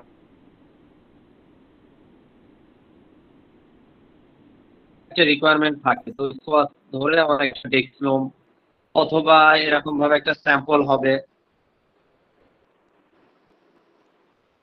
হ্যাঁ, সোয়াস ধরে এরকম হয় ডেক্সলোম ডেভেলপমেন্ট হবে অথবা এরকম কোনো স্যাম্পল হবে। তো এক্ষেত্রে আর কি ওই সোয়াসটার ফেস অ্যান্ড ব্যাক বোঝাটা খুব জরুরি। নর্মালি ফেস অ্যান্ড ব্যাক এটা ডিপেন্ড করে, যদি যেহেতু আমরা ওভেন ফেব্রিক্স নিয়ে আসি, তো ওভেন ফেব্রিক্স এর ক্ষেত্রে দুইটা জিনিসের উপরে ফেস ব্যাক ডিপেন্ড করে। সেটা হচ্ছে একটা হ্যান্ডফিলের উপরে, আর একটা হচ্ছে উইপ টাই। তো দেখা গেল যে একটা প্লেন ফেব্রিক, তো প্লেন ফেব্রিকের ফেসও যা ব্যাকও তাই, কিন্তু হ্যান্ডফিলের উপরে এই ফেস আর ব্যাকটাকে আইডেন্টিফাই করা হয়।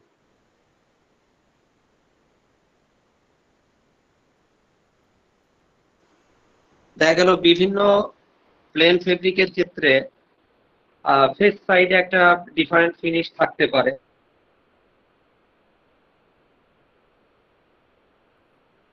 বোঝা লাগে। অনেক সময় পিস করা থাকে, এইগুলো হ্যান্ডফিলের মাধ্যমে আইডেন্টিফিকেশন করা হয়। আর এমনি টুইল ফেব্রিক গুলা অটোমেটিক্যালি বোঝা যায়। সবসময় দেখা যায় যে ডেনসিটি বেশি যেই দিক ওইটাকেই ফেস ধরা হয়। সবাই কি এখন কথা ক্লিয়ার? হ্যাঁ, বোঝা এখনো যাচ্ছে এখন। পুরোপুরি ক্লিয়ার না। জি জি। এরপরে যেমন 2 নাম্বার একটা পয়েন্ট আছে যে টাইপ অফ ফেব্রিক, যে একটা ফেব্রিক আসলে সলিড ডাইড না ইয়ান ডাই না প্রিন্ট না আরএফডি না ওভার ডাই, এরকম ভাবে আরো অনেক ক্যাটাগরি ফেব্রিক হয়। তো সেক্ষেত্রে এটাও একটা ইম্পর্টেন্ট জিনিস।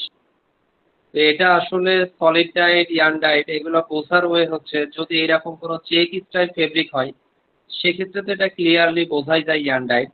কিন্তু সলিড লুক যে ফেব্রিকগুলা, ওই ফেব্রিকগুলা বোঝাটা একটু মুশকিল, যেটা ইয়ান ডাইট করে করা নাকি সলিড ডাইট করে। তো সেক্ষেত্রে বোঝার ওয়ে আছে।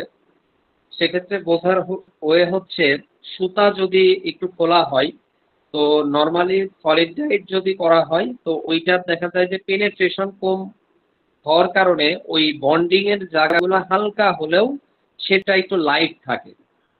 এবং অনেক যেগুলা হেভি জিএসএম এর ফেব্রিক 250, 60, 300 এগুলা তো ওই বন্ডিং এর জায়গাটা অনেকটা সাদাই থেকে যায় আর একদি, তো ওই ক্ষেত্রে খুব ইজিলি আমরা বুঝতে পারি যে এটা হচ্ছে সলিড ডাইট ফেব্রিক। তো এইখানে আরো কিছু টেকনিক্যাল ব্যাপার আছে। যদি ফেব্রিকের জিএসএম কম হয় সাপোজ 150 বা 140, 100, তো এই সব ক্ষেত্রে আসলে সলিড ডাইট এবং ইয়ান ডাইট এটা আইডেন্টিফিকেশন করাটা একটু ডিফিকাল্ট হয়। তো সেক্ষেত্রে নর্মালি লাইট ওয়েটের ফেব্রিকগুলো ইয়ান ডাইটই সাজেস্ট করা হয়। হ্যাঁ, এটা আসলে ফ্যাক্টরির পয়েন্ট অফ ভিউ থেকে এটা ফ্যাক্টরির আর কি একটা বেনিফিটেড হয়, ফ্যাক্টরির একটা বিজনেস থাকে আর কি। হ্যাঁ, লাইট ওয়েট গুলা যদি তারা ইয়ান ডাইটে করে, আর হেভি ওয়েট গুলা সবসময় সলিড ডাইটে করতে হয়, করলে এটা ফ্যাক্টরির জন্য আর কি বেনিফিটেড। যদিও আমার ভিতরে একটা কনফিউশন চলে আসে যে এই সোয়াসটা ইয়ান ডাইট না সলিড ডাইট। তো তখন জিএসএম যদি বেশি হয় তো সেক্ষেত্রে আমি একটা চোখ বুঝে এটা সলিডে আমি সাজেস্ট করবো বায়ারকে যে ভাইয়া এটা আপনি এটা সলিডে নেন। তো নিলে কি হবে, এটা কোম্পানি বেনিফিটেড হবে। আবার লাইট ওয়েট, তো এটাকে আমি ক্লিয়ারলি আমি কি করলাম যে এটারে আমি ইয়ান ডাইটে দিয়ে দিলাম। আবার হোয়াইট থাকে অনেক ক্ষেত্রে, তো হোয়াইট গুলা সবসময় সলিডে যাওয়াই সব থেকে উত্তম, সেটা হেভি হোক আর লাইট হোক। হোয়াইট আবার সলিডে গেলে এটা কোম্পানি বেনিফিটেড হয়। আসলে এন্ড অফ দ্য ডে যারা আমরা টেক্সটাইল ইঞ্জিনিয়ার বা যারা আমরা টেক্সটাইলে কাজ করতে চাই, তার সার্ভিসের মাধ্যমে যেন কোম্পানি বেনিফিটেড হয়, এটাই আসলে সব থেকে বড় কোম্পানির ডিমান্ড থাকে, অ্যাজ ওয়েল অ্যাজ বায়ারের স্যাটিসফ্যাকশন। তো ওই হিসাবে এই জিনিসগুলো একটু মাথায় রাখা। তারপরে যেমন আমাদের এরপরে যে প্রিন্টের যে ব্যাপার আছে, প্রিন্ট গুলো তো আসলে দেখে বুঝতে হয়।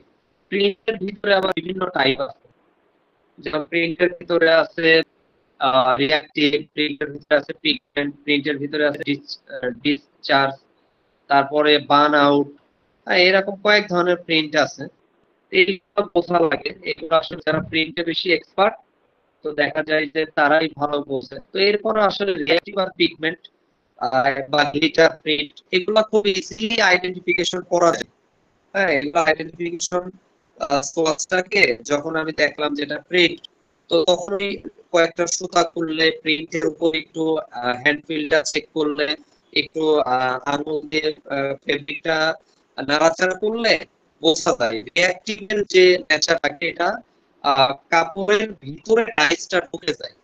প্রিন্টের যে কেমিক্যাল, এটা ডাইসটা প্রিন্টের এটা কাপড়ের ভিতরে ঢুকে যাওয়ার কারণে এর হ্যান্ড ফিল অনেক সফট থাকে এবং হাতে কোনো কিছু বাঁধে না। কিন্তু পিগমেন্টের যেটা হয়, এটা তো উপরে একটা পেস্ট, পিগমেন্ট পেস্টের মাধ্যমে প্রিন্টটা হয়, যে কারণে যখন এর উপরে কোনো আঙুল দিয়ে দেখা হয়, তো তখন এটা খুব ইজিলি হাতে এটা বাঁধে, বোঝা যায় যে এখানে ভারী একটা কিছু আছে। এরপরে অনেক ক্ষেত্রে বোঝা যায় না।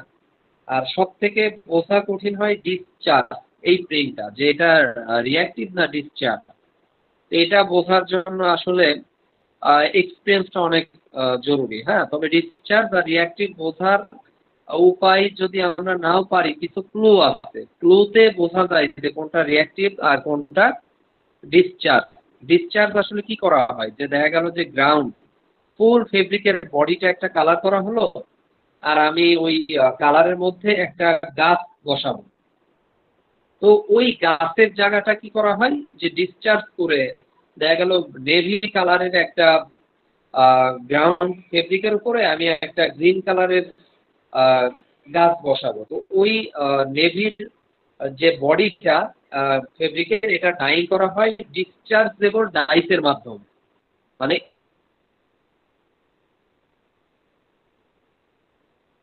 এই ডাইসের নেচার হতে হবে অবশ্যই তাকে ডিসচার্জ করা যায়, মানে তুলে ফেলা যায়, এবং ওই ডিসচার্জের উপরে তখন হচ্ছে ওই গাছটাকে নির্দিষ্ট স্থানে প্রিন্ট করা হয়, যার দ্বারা কি হয় যে ওইখানে নেভি কালারটা পুরো ডিসচার্জ হয়ে যায় এবং ওখানে একটা এরকম গ্রিন কালারের গাছ বা যেই মোটিভ আমরা দিয়ে প্রিন্ট করতে চাই, ওইটা এরকম ভাবে ওখানে লেবেল হয়। তো এক্ষেত্রে বোঝা যায় যে ক্লুটা হচ্ছে এরকম যে নর্মালি ডিসচার্জ প্রিন্টের ক্ষেত্রে যে পুরো বডির কালার একই থাকবে আর জায়গায় জায়গায় ডিফারেন্ট কালার হবে।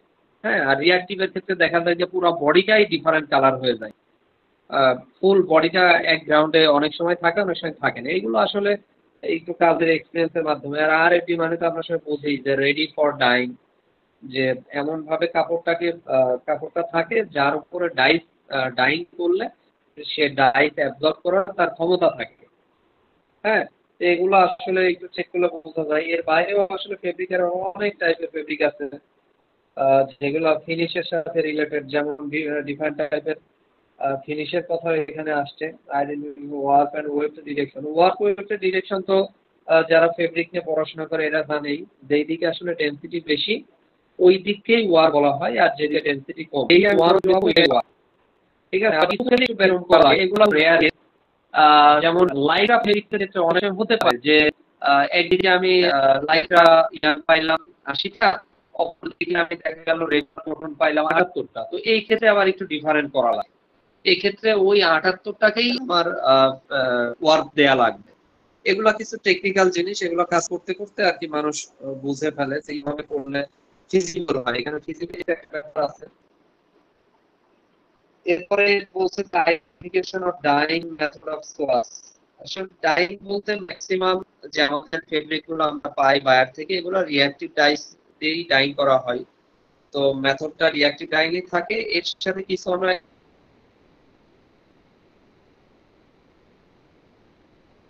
ইন্ডিগো ডাইং পাই, যেগুলো ডেনিম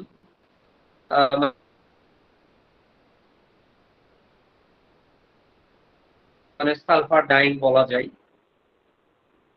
সেগুলা ওই ফেব্রিকটা থেকে সুতা খুলে যদি সুতাটাকে আনটুইস্ট করা হয়, তো দেখা যায় সুতার ভিতরে আমি সুতা খুলে যখন আনটুইস্ট করব, তো তো তখন দেখা যাবে যে একটা সুতার ভিতরে ফাইবার গুলো নেভি কালার আর একটার ভিতরে হালকা হালকা সাদা দেখা যাবে, অথবা ওই যেটা ইন্ডিগো ডাই মানে সালফার ডাইং প্রসেস বা ইন্ডিগো ডাইং, তো ওইটা দেখা যাবে যে আমি যখন ওই সুতাটা খুলবো ভিতরে সাদা থাকে, অথবা ওইটা যদি আমি একটু লাইট দ্বারা আগুন দ্বারা একটু পোড়াই, তো পরে যদি কাগজ বা কোনো কিছুর সাথে একটু আমি ঘষাঘষি করি, তো দেখা যাবে ওর থেকে কালারটা খুব ইজিলি রিমুভ হয়ে ওই কাগজে লেগে যাবে। তো এই ক্ষেত্রে বোঝা যায় যে এটা আসলে ইন্ডিগো ডাই। হ্যাঁ, এটা একটি ইন্ডিগো ফেব্রিক। আর এই পাশের নেভি যেটাতে আমি এইরকম কোনো কালার ডিসচার্জ হলো না বা কালার ব্লিড করলো না, তো এইটা হচ্ছে রিয়াক্টিভ। এগুলো কিছু প্রসেস। তাছাড়া নর্মালি এই থাকে। আর কিছু ফেব্রিক থাকে ভ্যাট ডাইং এর। ভ্যাট ডাইং আসলে এখন খুব বেশি জনপ্রিয় না, এটা খুব একটা আসলে ইকোনমিক্যাল না। তো ভ্যাট ডাইং গুলো কি হয়, এগুলো বাইরের সোয়াচ বা বিভিন্ন সোয়াচ দেখে বোঝা যায় ভ্যাট ডাইং এর উজ্জ্বলতা সবসময় অনেক বেশি থাকে এবং তার কালার ফাস্টনেসও অনেক ভালো হয়। তো ভ্যাট ডাইং গুলো তো সচরাচর কম পাওয়া যায়, এগুলো অনেক তার কালারের যে ব্রাইটনেস, কালারের যে তার তীক্ষ্ণতা, উজ্জ্বলতা, এগুলো দেখে আর কি বুঝতে হয় যে এটা ডাইং মেথডটা কি। এরপরে আছে যে বিভিন্ন মেকানিক্যাল কেমিক্যাল ফিনিশের কথা বলছে। আসলে ফিনিশিং একটা সব থেকে ফেব্রিকের ভিতরে ফিনিশিং একটা ইম্পর্টেন্ট জিনিস। দেখা গেছে যে সেম একটা ফেব্রিক, সেটা একটা নর্মাল রেগুলার ফিনিশ করা হয়েছে, আর একটা ফেব্রিকে সিল্কি ফিনিশ করা হয়েছে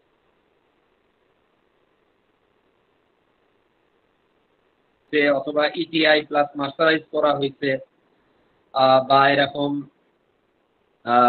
ওয়াটার রেপিলেন্ট করা হয়েছে। তো এই এক এক ফিনিশের কারণে সেম ফেব্রিক কিন্তু তার নেচারটা ডিফারেন্ট হয়ে যায়, তার লুকটা ডিফারেন্ট হয়ে যায়। হ্যাঁ, যদি একটা নর্মাল প্লেন ফেব্রিক তাকে যদি সফট ফিনিশ করা হয়, তো সেটার ভিতরে তেমন কোনো শাইনিনেস থাকে না, কিন্তু যখন এটাকে আমরা ইটিআই ইজি টু আয়রন বা এরকম মার্সারাইজ করা হয়, তো তখন তার ভিতরে একটা থাকে এইরকম একটা ইফেক্ট চলে আসে। এরকম আরো অনেক ধরনের মেকানিক্যাল ফিনিশ আছে। আর কেমিক্যাল ফিনিশের ভিতরে যে ওয়াটার রেপিলেন্ট করা হয়, উইকিং ফিনিশ করা হয়।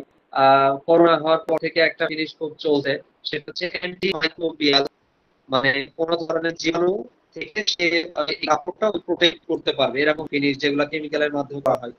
এরকম আরো বহু ফিনিশ আছে, পিচ ফিনিশ আছে, ব্রাশ ফিনিশ আছে। এর ভিতরে অনেক ক্যাটাগরি আছে, কার্বন পিচ, এরকম ইমারাইজিং। তো ফিনিশ আসলে অনেক টাইপের আছে। এরপরে এরকম জিএসএম এর কথা লেখা আছে যে একটা জিএসএম কার্ড অথবা একটা, আসলে জিএসএম যখন কোনো ডেভেলপমেন্ট বা বাইরের কোনো সোর্স আসে, তো এক্ষেত্রে জিএসএম টা একটা মুখ্য বিষয় হয়ে যায়, কারণ কিছু সময় এমনও সোর্স পাওয়া যায় যে খুবই ছোট, কাউন্ট করার কোনো সুযোগ থাকে না, যে ইপিআই পিপিআই কোনো রকম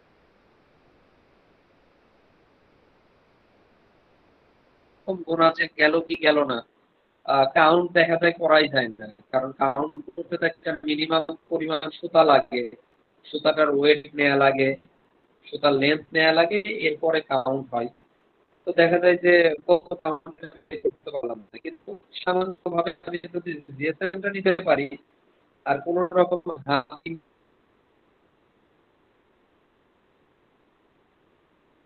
ভিতরেও যদি আমি তুলতে পারি, তো দেখা যায় যে ওইখান থেকে আমরা একটা ধারণা নিয়ে আসতে পারি যে এই কাপড়টা এই কনস্ট্রাকশন সাজেস্ট করলে আমার হবে।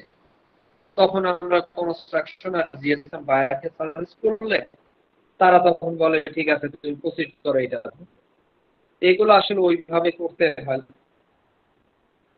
জিএসএম গুলো, জিএসএম আসলে জিএসএম কাটার দিয়ে তো কাটতে হলে অনেক ধরনের আছে, যেমন আমরা বিভিন্ন ইউনিভার্সিটি বা যে প্রতিষ্ঠানে পড়াশোনা করি সেখানে যেটা থাকে ওটা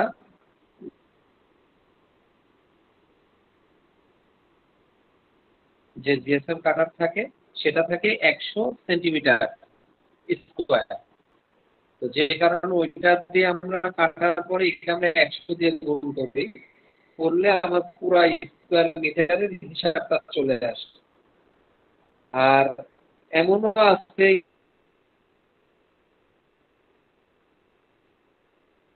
ইন্ডাস্ট্রিয়াল লেভেলে এত বড় তো আর কাটিং পাওয়া যায় না, প্রায় ওই কাটার সাইজটা এরকম বড় হয়, কিন্তু আচ্ছা এই তানভীর, ভিডিওটা বন্ধ করে কথা বললে মনে হয় সাউন্ডটা ভালো তো আসবে। সেক্ষেত্রে ভিডিওটা বন্ধ করে এরকম কথা বললে মনে হয়। আছে, যেটা তানভীর, ওই 100 ভাগেরও 10 ভাগের এক ভাগ, তানভীর, একে আবার একটা সাথে গুণ করা লাগে, এরকম কাটারও আছে। আর এমনি দেখা যায় যে রেক্টেঙ্গুলারও যদি শেপ হয় অথবা ট্রায়াঙ্গুলার অথবা এরকম ত্রিভুজ, তানভীর, তো সব ধরনের শেপ থেকেই আসলে জিএসএম বের করা সম্ভব। হ্যাঁ, এগুলা ডিফারেন্ট ডিফারেন্ট ক্যালকুলেশন আছে, সূত্র আছে, এগুলো আসলে আছে দেখানোর সুযোগ নাই। বাকি সব ধরনের ইভেন্ট ট্রাপিজিয়াম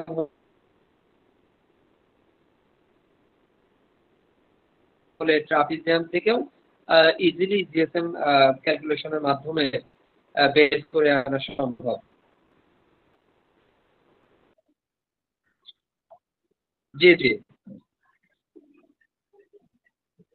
তানভীর, এই ভিডিওটা আচ্ছা, বন্ধ ওকে। করে কথা বললে মনে হয় সাউন্ডটা জি জি জি। ক্লিয়ার আসবে আরো। আচ্ছা, আমি ওকে, জি জি, এখন শোনা যায়? আমি বন্ধ করছি ভিডিও। জি, এখন হ্যালো, এখন ক্লিয়ার। হ্যাঁ হ্যাঁ, শোনো, হ্যালো। এখন ক্লিয়ার আছে। হ্যাঁ হ্যাঁ, ক্লিয়ার। ওকে ওকে, কন্টিনিউ। হ্যাঁ, আচ্ছা, জি জি, ওয়েব কাউন্ট উইথ রেশিও, জি জি, আমি বলবো। তো ওয়ার্ক কাউন্ট ওয়েব এটা দেখা হয়। তো বিভিন্ন সোয়াসের ভিতরে শুধু এমন হয় না যে এক ধরনের কাউন্ট থাকে, এক্ষেত্রে কাউন্ট রেশিও থাকে। এটার একটা সব থেকে বড় উদাহরণ হচ্ছে শেয়ার টাকা ফেব্রিকুল। নর্মালি শেয়ার আকারে বডিতে থাকে এক কনস্ট্রাকশন, নর্মালি বডিতে থাকে ফাইনার কাউন্ট, আর শেয়ার টাকার যে পোর্শনটা হয় ওইখানে থাকে মোনা কাউন্ট, কোয়ার্সার কাউন্ট। তো সেক্ষেত্রে কিন্তু আলাদা আলাদা ভাবে ওই কাউন্টের আলাদা ওয়েট নিয়ে, আলাদা লেন্থ নিয়ে এগুলা ওয়ার কাউন্ট, ওয়েব কাউন্ট এবং তার রেশিওটা বের করতে হয়। এবং এইসব ক্ষেত্রে ওই ফাইনার কাউন্ট কয়টা আছে, ওয়ার্সার কাউন্ট কয়টা আছে, এইটাও বের করে আসলে রেশিওটা এখানে আর কি সেট করতে হয় যে কি পরিমাণ পাওয়া গেল। তারপরে এরকম স্প্যান্ডেক্স এর কাউন্ট এবং পার্সেন্টেজ, যেগুলো আসলে spandex fabric, normally spandex fabric হয় হচ্ছে একদিকেই থাকে সবসময়, ওয়েবের দিকেই। তো বাই স্ট্রেচও অনেক ক্ষেত্রে হয় যে ওয়ার্পের দিকেও স্প্যান্ডেক্স আছে, ওয়েবের দিকেও, তবে এটার পার্সেন্টেজ খুবই কম। এই ফেব্রিকের পার্সেন্টেজ খুবই কম। মোস্ট 99% ফেব্রিক হয় ওয়েবের দিকে স্ট্রেচ। তো সেক্ষেত্রে ওয়েবের কাউন্টটা একটু আলাদা ভাবে করা লাগে স্প্যান্ডেক্স এর কাউন্ট।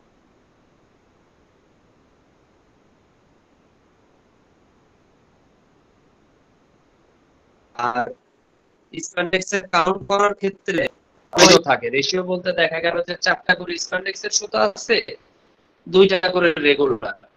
তো এই জিনিসগুলো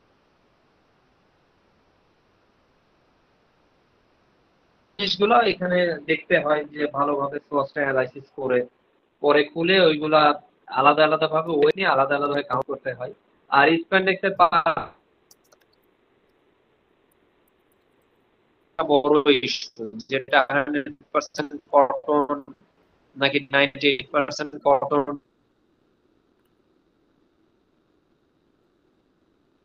2% স্প্যান্ডেক্স নাকি এটা লিনেনের সাথে কটনের ব্লেন্ড, এই জিনিসগুলো আইডেন্টিফাই করা লাগে। তো সেক্ষেত্রে নরমালি যে বিভাগ হয় নরমালি 98% 43% ইলাস্ট্রেটের কারণে দেখা যায় ফেব্রিকের উইথ অনেক কম বেশি হয়। এরপরে ওয়ার্পের 10%, ওয়েটের 10%, এগুলা তো এই সোয়াস থেকে ওইভাবে বোঝা যায় না। এগুলা যখন ডেভেলপমেন্ট করতে হয় তখন নিজেদের এক্সপিরিয়েন্সের কে কাজে লাগিয়ে কোন ধরনের ফেব্রিকের জন্য ওয়ার্পের ক্রিম কত হবে, কোন ধরনের ফেব্রিকের জন্য ওয়েটের ক্রিম কত হবে, এটা আসলে আইডেন্টিফাই করা লাগে এবং সিলেক্ট করতে হয় ওইভাবেই। তো নরমালি ক্রিম প্লেন ফেব্রিকের সব থেকে বেশি থাকে। হ্যাঁ, যেই ফেব্রিকের কাভার ফ্যাক্টর সব থেকে বেশি, আপ ডাউনের পরিমাণ যেই ফেব্রিকে যত বেশি ওইটার ক্রিম তত বেশি। তো সেক্ষেত্রে আর কি ওয়ার্পে ক্রিম বেশি হয় প্লেন ফেব্রিকের। এরপরে গ্র্যাজুয়ালি 2/1 এরপরে 2/2 এভাবে কমতে থাকে আর কি, 4/1, 3/1, 4/4। যত আপ ডাউনের পরিমাণ কমতে থাকে তত হচ্ছে এরকম ক্রিম কমে। আর ওয়েবটের ক্ষেত্রে নরমালি ক্রিম খুব বেশি ওই রকম থাকে না। স্প্যান্ডেক্স গুলাতে দেখা যায় অনেক বেশি ক্রিম হয়, প্রায় 20%, 22% ক্রিম থাকে স্প্যান্ডেক্স। বাকি রেগুলার ফেব্রিকে ওয়েবটে ক্রিম থাকে 7-8%, আর ওয়ার্পে 10 থেকে 12% এর ভিতরেই আর কি ক্রিম থাকে।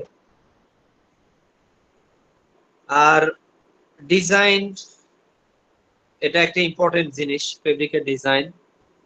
যে ডিজাইন তো নরমালি প্লেন, টুইল, শাটিন এগুলাকে বেসিক বলা হয়। তো প্লেনের ডেরিভেটিভস আছে যেমন অক্সফোর্ড, ম্যাট, হ্যাঁ এগুলাকে বলা হয় পানামা ক্যানভাস, বক্সি, এগুলাকে বলা হয় প্লেনের ডেরিভেটিভস। আর এছাড়া টুইল আছে, টুইলের ভিতরে ডিফারেন্ট টাইপস এর টুইল আছে, 2/1, 2/2, 3/1, 3/3, হেরিংবন, জিগজ্যাগ। হ্যাঁ বেশি চলে আর কি, হেরিংবনটাই বেশি চলে। জিগজ্যাগ এর সাথে ব্রোকেনটা অনেক বেশি পাওয়া যায়, বাইরের আছে। হ্যাঁ এছাড়া আসলে অন্য কোনো টুইল ওই রকম পাওয়া যায় না। আর শাটিন আছে, 4/1টাই বেশি চলে, 1/4 শাটিনও চলে। আর এর সাথে বিগ ভ্যারাইটিস টাইপের ডবি, হ্যাঁ ডবিটা হিউজ ডবি ডিজাইন হয় এবং জ্যাকার্ড ডিজাইন পাওয়া যায়। তো ডবি আর জ্যাকার্ডের মধ্যে পার্থক্যটা কি? আসলে পার্থক্যটা হচ্ছে ডবি ফেব্রিক একটা নির্দিষ্ট লিমিটেশন থাকে, যে যদি আমরা 11 নম্বর পয়েন্টটা দেখি যে ডিজাইন এন্ড ফ্রেম রিকোয়ার্ড, তো এইখানেই ব্যাপারটা ডবির দেখা যায় যে ফ্রেমের যে ব্যাপারটা, ডবির দেখা যায় যে ফ্রেম একটা লিমিটেশন। যেমন আমি কাজ করছি থার্মেক্সে বা আছে এখন, তো ওইখানে দেখা গেছে যে 20 ফ্রেমের ভিতরেই আমার ডিজাইনটা করা লাগে মাত্র, তার মানে কি 20 সুতায় আমি ডিজাইন করতে পারবো। আর জ্যাকেটের যেটা দেখা যায় যে পুরা 6000 সুতা আমার পুরা ফেব্রিকটাতে, আমি ফুল 6000 সুতা নিয়েই আমি ডিজাইন করতে পারবো। এটাই হচ্ছে বেসিক ডিফারেন্স। তো নরমালি এই যাবত পর্যন্ত 40-50 ফ্রেম হাইয়েস্ট, মানে ডবিতে 50টা সুতাই ডিজাইন করা যায়, কিন্তু জ্যাকেটে দেখা যায় যে 5000, 6000 এগুলো কোনো ব্যাপার না। এটা একটা ডিজাইনের ব্যাপার। তো ফ্রেম কয়টা লাগবে এটাও বোঝার ওইটাই যে কয়টা ইন্ডিভিজুয়াল সুতাতে আমার ডিজাইন হচ্ছে, এই যে কয়টা ইন্ডিভিজুয়াল সুতা ওই কয়টা ফ্রেম, প্লাস আমার সেলভেজ করার জন্য 2টা ফ্রেম। তার মানে যদি কোনো ফ্যাক্টরিতে 20 ফ্রেমের ক্যাপাসিটি হয়, তো তারা 18 ফ্রেমে ডবি করতে পারবে আর 2 ফ্রেম সেলভেজের জন্য দেয়া লাগবে। সেলভেজ আমরা সবাই বুঝি, কাপড়ের দুই পাশের যে পার, যে মোটা একটু অংশ করা হয়, যার মাধ্যমে কাপড়টা আমি উইভ করার পরে কাপড়টা প্রসেসিং এ যে যেন ছিঁড়ে না চলে যায়, যেহেতু প্রসেসিং এ প্রত্যেকটা জায়গায় দেখা যায় কাপড়ের উপরে একটা স্ট্রেস পড়ে, বা এরকম ভাবে গ্রিপার দিয়ে ধরে, নিপার দিয়ে ধরা লাগে, হ্যাঁ বিভিন্ন কাটা থাকে, তো এইগুলা যদি ছিঁড়ে না যায় এই কারণেই আর কি সেলভেজটা মজবুত ভাবে করা হয়। ওই সেলভেজ আবার আলাদা ডিজাইন দেওয়া লাগে, যে কারণে আলাদা 2টা ফ্রেম চলে যায়। এই হচ্ছে মোটামুটি বেসিক। এরপরে আছে এরকম ফেব্রিকটা ওয়াশ না আনওয়াশ, এটা একটা বোঝা লাগে। কারণ যখন একটা সোয়াশ পেয়ে এটা ডেভেলপমেন্টে যাওয়া হয়, তার আগে যদি আমি বুঝতে না পারি যেটা আনওয়াশ না ওয়াশ, তো তখন একটা ঝামেলা হয়ে যায়। কারণ একটা সোয়াশ ওয়াশের আগে যে নেচার থাকে, ওয়াশ করার পরে আফটার ওয়াশের পরে নেচারে অনেক পরিবর্তন হয়, ইপিআই পিপিআই পরিবর্তন হয়, জিএসএম এ পরিবর্তন হয়, হ্যাঁ তার শেডেও অনেক সময় পরিবর্তন থাকে। তো এইটা বোঝা খুব জরুরি যে এই সোয়াশটা বিফোর ওয়াশ নাকি আফটার ওয়াশ। তো এই ক্ষেত্রে বিফোর ওয়াশ হলে এক ধরনের সাজেশন থাকে, আফটার ওয়াশ হলে আরেক ধরনের সাজেশন থাকে। তো নরমালি যতই আফটার ওয়াশ আমরা পাই, সেক্ষেত্রে আমাদের ডিক্লারেশনটা থাকে বিফোর ওয়াশ। যেহেতু একটা ফেব্রিক মিল, তারা ফেব্রিক বানায়, তারা গার্মেন্টস বানায় না, তো সেক্ষেত্রে তার বিফোর ওয়াশে ডিক্লেয়ার করা লাগে। তো এই জন্য এখানে একটা ভালো নলেজ থাকা জরুরি যে একটা কাপড় ওয়াশের পরে তার নেচারটা কিরকম পরিবর্তন হয়। যে ইপিআই 100 ছিল, তো এই কাপড়টা ওয়াশ করলে ইপিআই কত হয়, বা পিপিআই কত হয়, বা এর জিএসএমটা কত হয়। তো এই জন্য আসলে স্প্যান্ডেক্স ফেব্রিক এক ধরনের নেচার শো করে, আর রেগুলার কটন বা লিনেন বা ভিসকোস বা যে টাইপেরই ফেব্রিক আছে এগুলোর নেচার এক ধরনের। তো বেশি ডিফারেন্সটা হয় দেখা যায় স্প্যান্ডেক্স এর ক্ষেত্রে অলমোস্ট 20%, 15 থেকে 20% জিএসএম আফটার ওয়াশের পরে বেড়ে যায়। মানে যদি একটা স্প্যান্ডেক্স ফেব্রিকের জিএসএম থাকে 100, এটা মিনিমাম 115 হয় আফটার ওয়াশ। তো আমি যদি আফটার ওয়াশ সোয়াচ পাই আর ওটা অ্যানালাইসিস করে দেখি 115 আছে, তো আমি যখন ডিক্লেয়ার করব তখন এমন ভাবে ডিক্লেয়ার করতে হবে যে 100 যেন বিফোর ওয়াশে থাকে। এই জিনিসগুলো একটু বোঝা লাগে, এক্সপিরিয়েন্সের সাথে সাথে মানুষ বুঝতে পারে, তখন কাজগুলো করা সহজ হয়। সেক্ষেত্রে ইপিআই পিপিআই কমিয়ে দিলে জিএসএম টা আর কি ঠিক হয়। এক্ষেত্রে আরেকটা জিনিস দেখা যায় যে ওই সোয়াসে আমি অ্যানালাইসিস করলাম, তো কাউন্ট যদি 20 থাকে, দেখা যায় আফটার ওয়াশের কাউন্ট কিন্তু 21, 21.5, 22 হয়ে যায়। এই জিনিসগুলো বুঝতে হয়। তো এই 22 পাইতে আমি বিফোর ওয়াশে 22 দিয়ে কাজ করবো এমন না, দেখা যায় 20 দিয়ে কাজ করলেই ওটা বিভিন্ন প্রসেস হওয়ার পরে ওটা 22 হয়ে যায়। এরপরে আরো ব্যাপার আছে যে ইয়ানের আইডেন্টিফিকেশন করা লাগে, যে ইয়ানের টুইস্ট, ইয়ানের প্রোডাকশন টাইপটা কি। প্রোডাকশন টাইপ বলতে আসলে এখানে রটর, ওপেন সুতা না রিং সুতা। রিং এর ভিতরে আবার টাইপ আছে কার্ড, কম, হ্যাঁ, কম, কম্প্যাক্ট। ওপেনিং এর ভিতরে এরকম আছে, অটোগ্রো আছে যেটা একটু বেটার কোয়ালিটি। তারপরে ইয়ানের ভিতরে সাইরো ইয়ান আছে, তারপরে এরকম হ্যামেল টুইস্ট আছে, হাই টুইস্ট, লো টুইস্ট, মানে ডিফারেন্ট একটা ব্যাপার স্যাপার আছে, ওইগুলো আইডেন্টিফিকেশন করা লাগে। তারপরে ম্যানমেড ফাইবার গুলা বোঝা লাগে। আবার অনেক সময় ফিলামেন্ট ফাইবার থাকে, ফিলামেন্ট ইয়ান থাকে, সেক্ষেত্রে কত ফিলামেন্ট, এটা 48 ফিলামেন্ট না 96 না 140, 104, এই জিনিসগুলো 108, এইগুলা একটু ডিফারেন্ট ভাবে এগুলা চেক করা লাগে আর কি। তো এই হচ্ছে মোটামুটি। আসলে আজকে আমাকে যে সময় দেওয়া হয়েছিল, সময় দেখছে অলমোস্ট শেষ। তাহলে জাকারিয়া ভাই, আমি কি শেষ করবো আজকে? হ্যাঁ, আপনি শেষ করতে পারেন, সমস্যা নাই। বাকি অংশ আমি কন্টিনিউ করতেছি। জি জি, ঠিক আছে, ধন্যবাদ। আপনারা কন্টিনিউ করেন, তাহলে আমি লিড করছি। ওকে, আসসালামু আলাইকুম। ওয়ালাইকুম আসসালাম।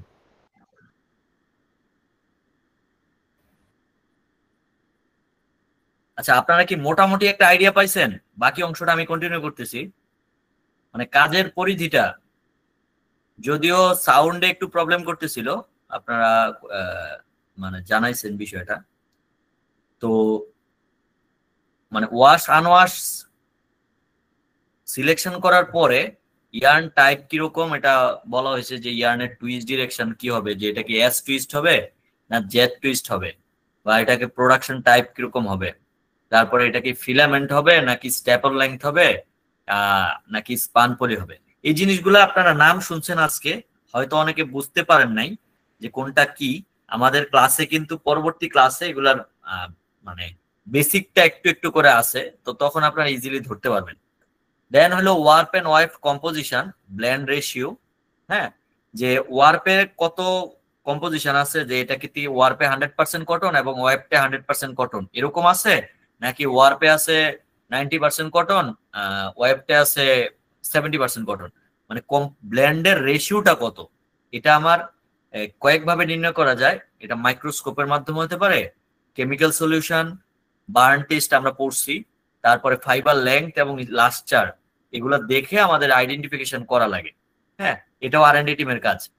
দেন ওভারঅল কম্পোজিশন অফ সোয়াচ, মানে ফুল ফেব্রিকটা আমরা যদি কম্পোজিশন বলতে আমরা একটু আগে যেটা বলতেছিলাম, যে একটা ফেব্রিকের আপনারা যে সময় কোনো শার্ট কিনবেন বা প্যান্ট কিনবেন, লেভেলের মধ্যে দেখবেন লেখা থাকবে 100% cotton, 100%, 98% cotton, 2% spandex.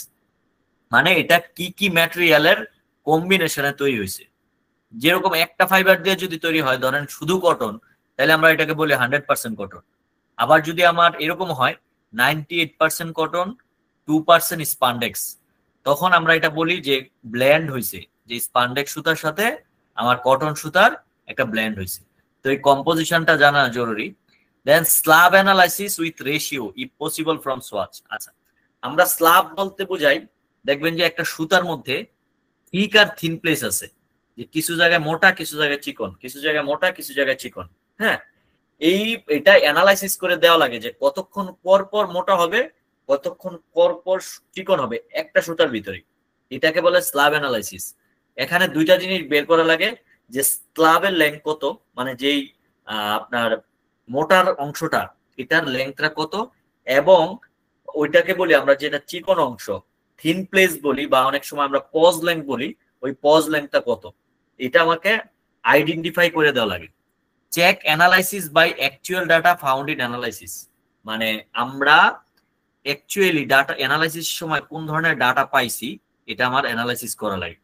Suggest before wash GSM if the swatch is after wash, এই একটু আগেও আমাদের গেস্ট যেটা বললেন যে আসলে আফটার ওয়াশ সোয়াচ দেখে, আফটার ওয়াশ যদি একটা সোয়াচের মানে সোয়াচটা আমি পাইলাম আফটার ওয়াশ ধরেন 115 জিএসএম স্পান্ডেক্স, সেক্ষেত্রে আমার বিফোর ওয়াশে জিএসএম কত রাখতে হবে, কত কাউন্ট রাখতে হবে সুতার, এটা আমাকে আগে থেকেই আইডেন্টিফিকেশন করা লাগবে।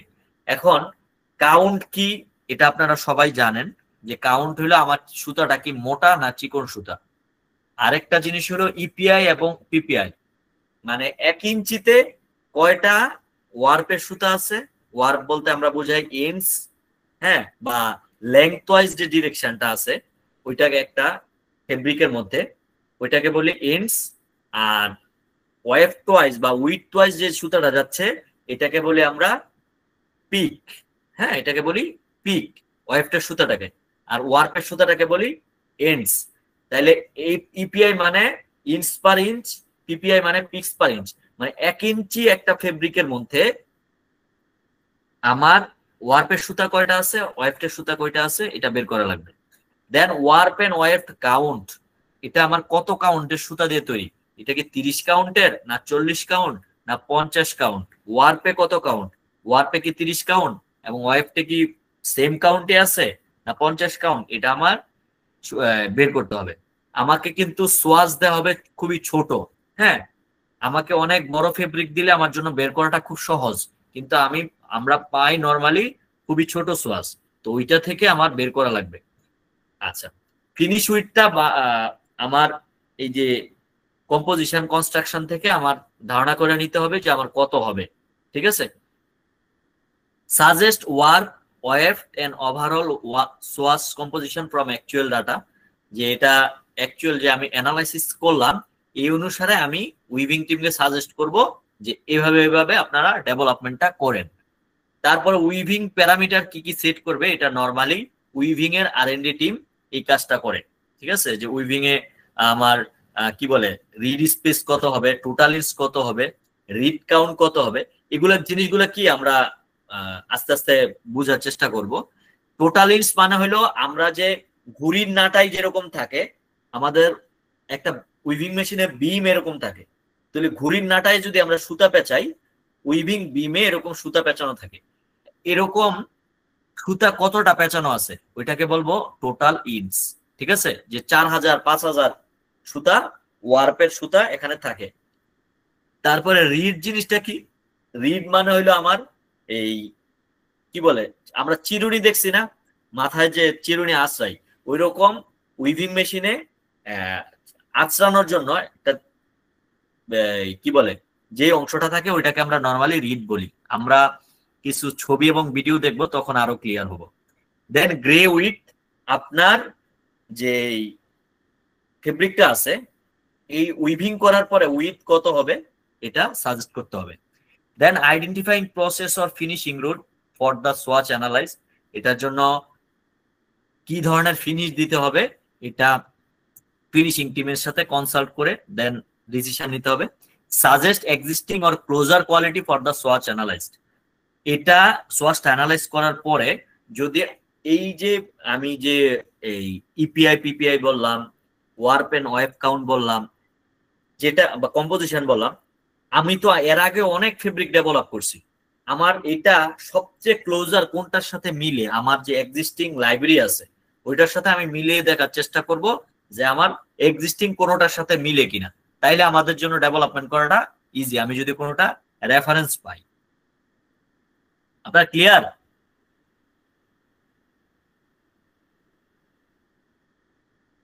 আপনারা কি বুঝতে পারছেন? জি স্যার, বুঝতে পারছি। ওকে, আচ্ছা, এগুলো আপনারা সবাই জানেন, জাস্ট একটু বলার জন্য। বেসিক কম্পোনেন্টস কি কি থাকে, ওয়ার্প ইয়ার্ন যেটা আমরা একটু আগে বলছি যে লেংথ ওয়াইজ থাকে সুতাটা, মানে ওভেন ফেব্রিক বানাইতে গেলে আমরা 2টা সুতা লাগে, একটা হলো লম্বা বরাবর, এটাকে বলি আমরা ওয়ার্প, আরেকটা হলো আমার উইথ বরাবর, যেটাকে আমরা বলি ওয়েফট ইয়ার্ন অথবা ফিলিং ইয়ার্নও আমরা বলে থাকি। আর একটু আগে যে বললেন যে আমাদের সেলভেজ, সেলভেজটা সব ফেব্রিকেই থাকে, সব উইভিং মেশিনেই আমাদের করতে হয়, কারণ আমরা যে উইভ করতেছি, হ্যাঁ, যে মেইন ফেব্রিকটা এর সাইডে চিকন করে দেখবেন যে 0.5 ইঞ্চি বা 1 ইঞ্চি পরিমাণ, দুই সাইডে 1 ইঞ্চি 0.5 ইঞ্চি 0.5 ইঞ্চি এরকম ফেব্রিকটার মধ্যে দেওয়া থাকে, যাতে আমার যে ফেব্রিকটা বোনা হয়েছে ওই ফেব্রিকটা যাতে ছুটে চলে না আসে, ঠিক আছে। আর রাইজার অথবা float, warp yarn in an up position within the weave pattern, ওয়ার্প ইয়ার্নটা নরমালি এইভাবে থাকে, আপ পজিশনে যদি থাকে তখন আমরা এটাকে বলি রাইজার বা ফ্লোট, আর যদি ওয়ার্প ইয়ার্নটা ডাউন পজিশনে থাকে তখন এটাকে আমরা বলি সিঙ্কার, ঠিক আছে। এগুলো হলো আমাদের বেসিক টার্ম। বিশেষ করে warp yarn, filling yarn and selvedge, এই দুইটা খুবই কমন টার্ম। আশা করি এই তিনটা সবাই ক্লিয়ার। ওয়ার্প ইয়ার্ন কি, ফিলিং ইয়ার্ন কি, সেলভেজ কি, খুবই বেসিক, সবাই জানেন। তারপর আবার একটু বললাম। আচ্ছা, আমরা এটা বলে আজকে আমরা ভিডিওটা আমাদের ক্লাস এখানে শেষ করব। আমরা কয়েকটা কোশ্চেন এন্ড আনসার নিব, দেন আমরা আজকে ক্লাস ক্লোজ করব। Different types of loom used in woven fabric, woven fabric making এ কি কি ধরনের লুম ইউজ হয়। তো আমরা একটু আগে বলছিলাম যে সিসিআই লুম, যেটা স্যাম্পল তৈরির ক্ষেত্রে ইউজ হয়। দেখেন মেশিন গুলা কিরকম ছোট, নর্মালি একটা উইভিং লুম অনেক বড় থাকে। যদি আপনি ছোট সোয়াচ বা ছোট স্যাম্পল তৈরি করতে চান, যে আমার দেখার জন্য যে আমার কিরকম আসে আমি ফেব্রিকটা বানানোর পরে, আগে একটা ধারণা নেওয়ার জন্য এটাকে আমরা নর্মালি সিসিআই লুমে বানাই, creating small samples of woven fabric. আমরা যদি একটা ভিডিও দেখি তাহলে আরো ক্লিয়ার হোক। দেখেন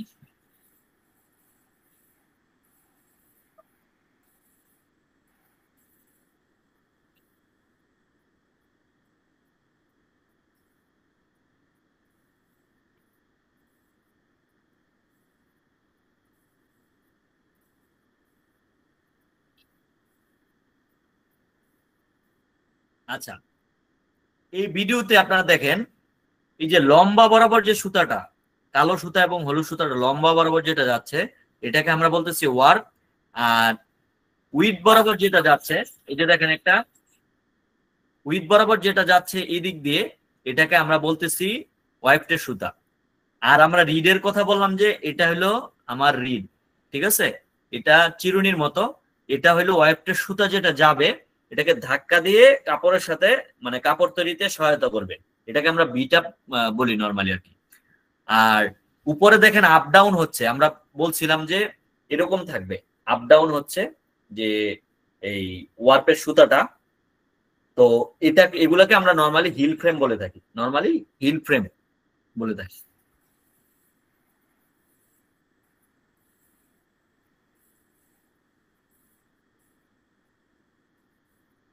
এখানে আপনার লাস্টের দিকে আপনারা দেখেন এরকম মনিটর থাকে, মনিটরের মাধ্যমে আপনারা ইজিলি কমান্ড দিয়ে এগুলা কন্ট্রোল করতে পারবেন, হ্যাঁ, এই মেশিন গুলা।